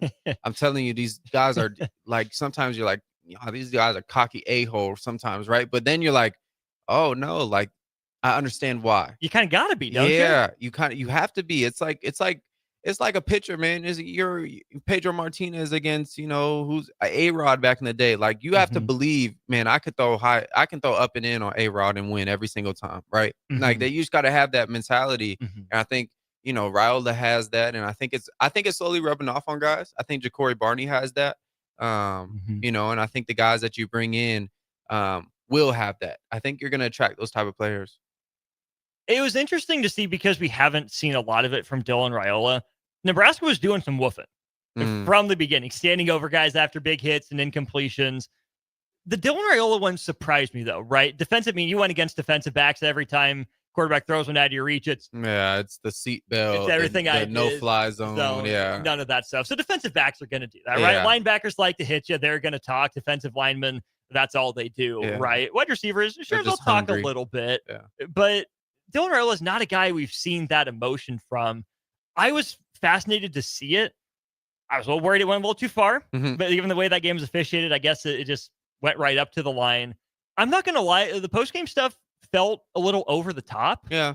But I don't care. Yeah. No matter how genuine it was. And I don't want to speak for Dylan Raiola. I hope he was actually that excited. Maybe it's just me from the outside trying to get to know him and what he is and what he's about. But I think Dylan Raiola and Bryce Williams from men's basketball are very similar in their demeanors, right? They are killers. They're guys that are going to show up in the big moments. They're just going to show it a little bit differently. We saw, Bryce Williams, he's starting to get a little bit more emotional on the court, talk a little bit more. MVP of the Diamond Head Classic, looked like it was the best moment of his life, being named tournament MVP. The same thing for Dylan Raiola, right? I don't know if he's actually that excited to win the Pinstripe Bowl, but whether he is or not, he made the show. He showed, hey, it's okay to celebrate. It's okay to have fun with this. We did it. He was the one that went out and thanked the fans. So no matter how genuine it was for him, whether he did it out of a genuine sense of excitement and emotion, or, hey, this is the thing that a quarterback is supposed to do. Let's go do this for the fans because they're going to love it. Either way, I think that's a big step, and I don't know if we saw that from Dylan Raiola earlier in the year. Yeah, I'm trying to, during the year, I was trying to gauge like what type of personality he is on the field, right? Because there's a different, everyone has that other self who comes out on the field, right? And for some guys, I think if we go back, Adrian Martinez wasn't the antic guy. He was a little bit more like put your head down. He'll rah-rah a little bit, but more like really, really poised, like really calm, always never really too hype, right? Then Casey Thompson, little bit of an antic, a little bit of higher energy. And then, you got Dylan Raiola. And I think, one thing I was thinking about when you're talking is the fact we weren't winning as much. And his game kind of took a decline. It kind of went up Illinois, and then all of a sudden it just crashed, right? And after that Purdue game, like just something happened, right? And I guess we really haven't seen, I would say, his full personality on display in a game. And I think he is more of the antic guy. Now, and antic doesn't mean, I don't mean that. I think I think of antic. I think of Patrick Mahomes. I think of Travis Kelce, like guys that like are fun with the game and, get people involved and do the first down stuff and, do the, that type of stuff. So I think he is that type of guy. I think a guy that maybe has the joy and the fun in football. Yeah. And loves it and is a competitor and that's how he plays. I'm sure if we were to get him to play ping pong here at the ticket, right, he would do those that's just how he competes, right? Some guys like to compete laser focused, don't say a word, right? And so, I think we haven't won a lot and we haven't been up a lot to where those type of things would be acceptable and those things would be wise to do, right? If we were, he scores a touchdown against Indiana late or, Ohio State while we're down, right? You're like, why are you doing that, right? But I think moving forward, we're probably going to see a little bit more from him. And, obviously that would mean his play is moving forward too, right? Another 10-15 minutes left here on the post-game shows. Nebraska beats Boston College 20-15. Big thanks to our friends at Action Plumbing, Heating, AC, and Electrical, as well as Elway Power Sports of Lincoln. Score big on Kawasaki's all-new Ridge lineup, the Ridge XR, the Ridge HVAC, and the Ridge Limited at Elway Power Sports of Lincoln at 27th and I-80. Any final thoughts you have, get them in at 402-464-5685 or drop a comment on stream. I asked Jay these same questions, Chancellor. You're going to get them. No fair dodge in here. Who was Nebraska's best player on offense this season? Oh boy. Austin.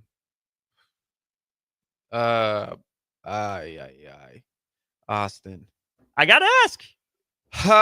You don't get the weekend to think about it. You can change your answer on Locker Room for all I care, but I just want to know right now. What do you think? Yeah. I want to say Raiola, but I can't. I don't know. Something in me, it just says can't. But then I have to. So Raiola, I have to. I think it's Jakori. I think it was Jakori Barney Jr. Maybe part of it with Raiola was the expectations, right? Lived up to him maybe in the non-conference. That dip in conference play, probably wasn't ready for the savior narrative that a lot of people put on him in the offseason. Wasn't bad. Wasn't elite. Wasn't the best. Was good enough to get the job done. You saw, the building blocks. We'll see moving forward. Emmett Johnson didn't have enough of a role early. And I don't want to be a prisoner of the moment with the way he performed late, but I think Emmett Johnson's in the conversation. The way Gunnar Gatula stepped up at the end of the year was admirable, but again, not perfect, didn't do a whole lot. Banks was good. Yeah. It didn't take over, had a few uncharacteristic drops after a year of having zero. Nair, not so much. Tight ends were fine, but not a single one of them was elite. So to me, the guy that gave the best mix of production and maybe going above and beyond expectations was Jakori Barney as a true freshman out of Miami. Okay, here's my thing with Jakori, and I might be a bearer of bad news, or I might be pessimistic in saying this, but I see this as a realistic statement. I think his role is going to be really hard to expand. Okay. Within this offense. Okay. So the screen stuff, the jet sweep stuff, I think adding in some real dog receivers, I don't know how he's going to fit in with that. And so he might keep that same role and it might not expand much more. So, we talk about like Jakori in 2 years. I'm not speaking this over him. It's just a guess based on, the way I know, whatever. Maybe it might be a thing where he's in the same type of role, doing it a little bit more effectively next year. And other guys on the outside, other guys are on the outside making plays and doing this. And I might be in the minority on that, whatever. But yeah, I'm not mad if someone says Jakori. I'm really not, because he went in the ball this year. Again, I'm not trying to make a statement on next year or anything beyond. I just think for this year, he was the most consistent. He exceeded expectations for what I saw. And I like that you brought that up, because I'm curious about what his role is. How much better can he get at his role at making cuts on jet sweeps? Can he get better against man coverage? Can he find spots in zone coverage? And we saw, especially later in the year, Nebraska tried to use him downfield a little bit, but that's where, a guy like Dana Holgorsen, his offensive coordinator, saying he's right at or maybe even a little beyond where Tank Dell was at the same part as his career at Houston.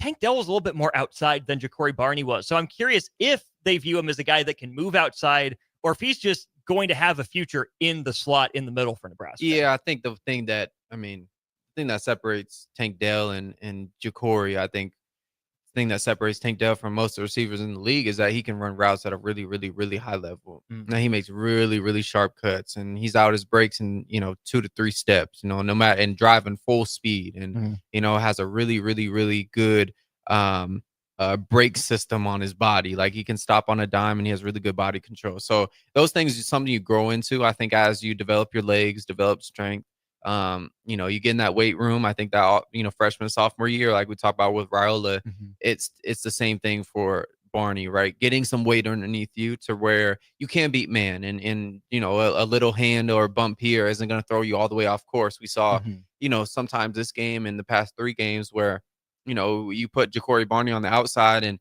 he doesn't hold his line, meaning that he's on the outside, he's split out to the numbers and he's only giving Dylan Raiola about a 1.5 yard window from him in the sideline, right? To make that's a really hard throw, right? Where you kind of want to keep it on the red line. But yeah, those type of things you fix in the weight room. And I think the weight room for a lot of the young guys, Carter Nelson is a guy, weight room is going to be huge for him. To just grow into your body just a little bit more. Because once you hit that 18 to now you get to 19 and now you get to 20 years old, there's a big jump that happens, just in testosterone alone, but, in size and especially the amount of weight they're going to be pushing this off season. Those guys need to take big jumps in the weight room. You said it would probably be hard for Jakori Barney to expand his role.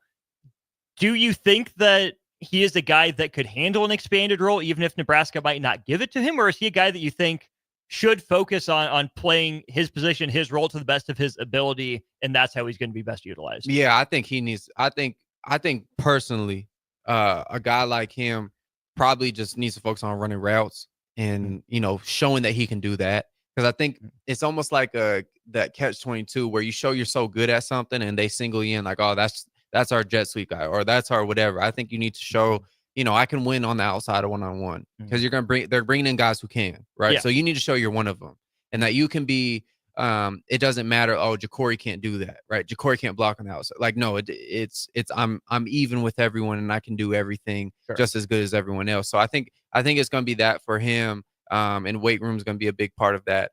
But no, I think he's a really, really special ball player. I've just seen this happen too many times with guys where they start off really hot in a specific role, and then a coach says, "Oh, we can keep him at that role." And maybe the player gets a little bit comfortable in that and says, "Oh, this is what I do." And then all of a sudden, junior, senior rolls around, and they're like, "No, I want to leave because I want to be better." Or, this isn't this, right? We've seen that. I won't hit any names, right? But we've seen that in Nebraska. We've seen that other places. But Holgorsen is a smart guy, and I think he can put him in the right places. Let's flip this conversation to defense then. Who is the best player on Nebraska's defense in 2024? Yeah, I think for me, it's unanimously Ty Robb. Okay. Yeah, I think it was Ty Robb. I think he was special this year. He was the Ty Robb that people thought he was coming into Nebraska, and people were probably waiting for him to pop off like that or take that jump from last year to this year. He had a full off season. His body's, you still look at now, like he looks really good in shape. And he was moving people around, moving Ohio State linemen around, moving, USC linemen around, moving everyone around. Right. And, that's why he's invited to the Reese's Bowl. That's why, he's going to be a top 3, top 4 draft pick. And he's going to be doing big things. You don't look at tackles for a defensive lineman like Ty Robinson. You look at tackles for loss, of which he had 11, and he also contributed 6 sacks as well as 3 passes defended as a defensive lineman and also forced 1 fumble. What an interesting journey for Ty Robinson, committing to the Frost era staff, being here the whole time and going out a winner of the 7-6 record his final year. If you look at his stats just throughout the past 6 years now, really, he got better. He had 4 tackles for loss for 3 straight years in 21, 22, and 23. Almost tripled that all the way up to 11. Career high sack total. In fact, had over half of his career sacks this year with 6 of them. I don't want to be unfair to Ty Robinson, but again, that's another guy that the expectation was, hey, this is a first, second round draft pick in the making coming out of high school. That's his talent level. That's his ceiling. I don't know if Nebraska ever got fully maximized Ty Robinson, or maybe I'm just being too harsh a critic. Not understanding the game of football, what his role could have been or how Nebraska used him. I always thought there was a little bit more in Ty Robinson than Nebraska got out of him. But at least this year as a super senior, you saw the Colorado game where he dominated the first half, and you saw maybe more consistent double teams. You saw maybe more pressures that might not have resulted in stats. So regardless, this was easily the best year of Ty Robinson's career. And sometimes you tell guys, don't risk injury if you're going to get drafted in the NFL. Just go take the money. Now, Ty Robinson did himself a favor by coming back and balling out like he did. Yeah, that's a great point. I mean, you talk about, why did Rule even said, why are you coming back? Right. This is this. I think Ty probably had a vision and said, I'm not, not only I want to play with my friends and all that good stuff. Right. But, when you got goals for yourself, right, and you don't hit them, man, you go until you hit them. Right. And, he probably saw himself better than what he experienced at Nebraska so far, and, I'm happy for him. And, I think he will be kind of that poster for Nebraska, recruiting guys in and stuff like that for what he does at the next level. Because I think he's a guy that, you go watch Sunday games. I mean, he fits the mold right now. I mean, he fit it 4 years ago, right? And so, yeah, I think he's going to be a big name to drop for Rule. Like, hey, we had Ty Rob in here, we developed him, or we did this and this with him, and we think we can do that with you, right? Probably how they. I'm not going to say Nadam can sue, but, how they talk about, probably Cam Taylor-Britt, like, oh, he played here, Cam Jurgens, how he played here. I think Ty Rob is the next name in that conversation. The other guy I would throw out for Nebraska's best defensive player was John Bullock. Oh, yeah. I thought he was really good all year long. Yeah, he was special. I mean, especially earlier in the year, he went on a run after that Purdue game. I mean, he was one of the numbers-wise, he was one of the best backers in the country, and PFF grade, one of the best in the country too. So he did great things, and I think if there was a way to go out for John Bullock, it was this. I mean, he did great. He did. Let's wrap up with this, Chancellor. 7-6 for Nebraska. They win 2 more games than last season, improving from 5-7.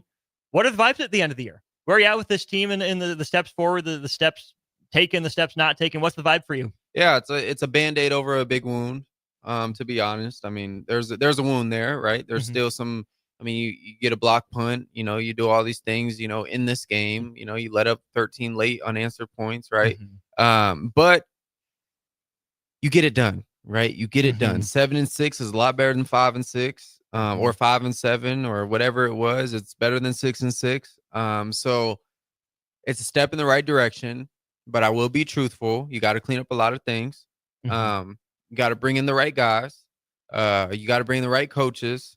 Continue to coach the right way. And it's not Rome wasn't built in a day, but also it's been 2 years, right? So Rome probably looked pretty good in a couple years, right? You know, see the outlines of Rome. In a couple years. See something, right? And the guy in the the people walking by like, oh, that's gonna be pretty cool, right? Like, oh, we got something to look forward to. Let's contribute to Rome, right? Like, oh, I feel good about Rome now, right? But now it's like I don't know what they got going in Rome, right now. So that's kind of where I'm at. But I'm happy for him. I'm happy for him. I hope this feels good, and for the former players, I'm sure that feels good. Being a part of the rules staff or rules tenure and stuff like that. So big jump though, big jump. I mean, I'm sure there's gonna be no joke in the off season. It's gonna be real deal competition. No job is going to be guaranteed, probably except for Raiola. But even then, you might bring in a quarterback, right? So I love it, though. Hey, the last 2 Matt Rule teams, year 3, are playing for a conference championship. So Baker, take us to Indy right now, Husker fans. But I mean, if maybe not, Austin's gonna. Are you gonna refund them?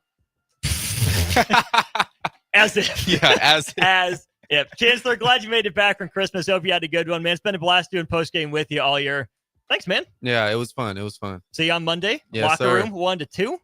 On the block 2 to 4. That'll do it for us here on the postgame show. Thanks again to all our wonderful sponsors: Action Plumbing, Heating, AC, and Electrical, Anderson Ford of Lincoln, Tanner's Bar and Grill, Vinny Kreekak of State Farm, and Elway Power Sports of Lincoln. And a special shout out to J-Tech Construction and Solar, High Electric, Lincoln Industries, and A1 Automotive for sending our guys Nick and Jake out to the Pinstripe Bowl, where Nebraska is victorious 20-15. Nebraska beats Boston College. Huskers end the season as winners. They're 7-6. Looking forward to 2025. For Jay, for Chancellor, I'm Austin. It's been great. We'll talk to you again soon.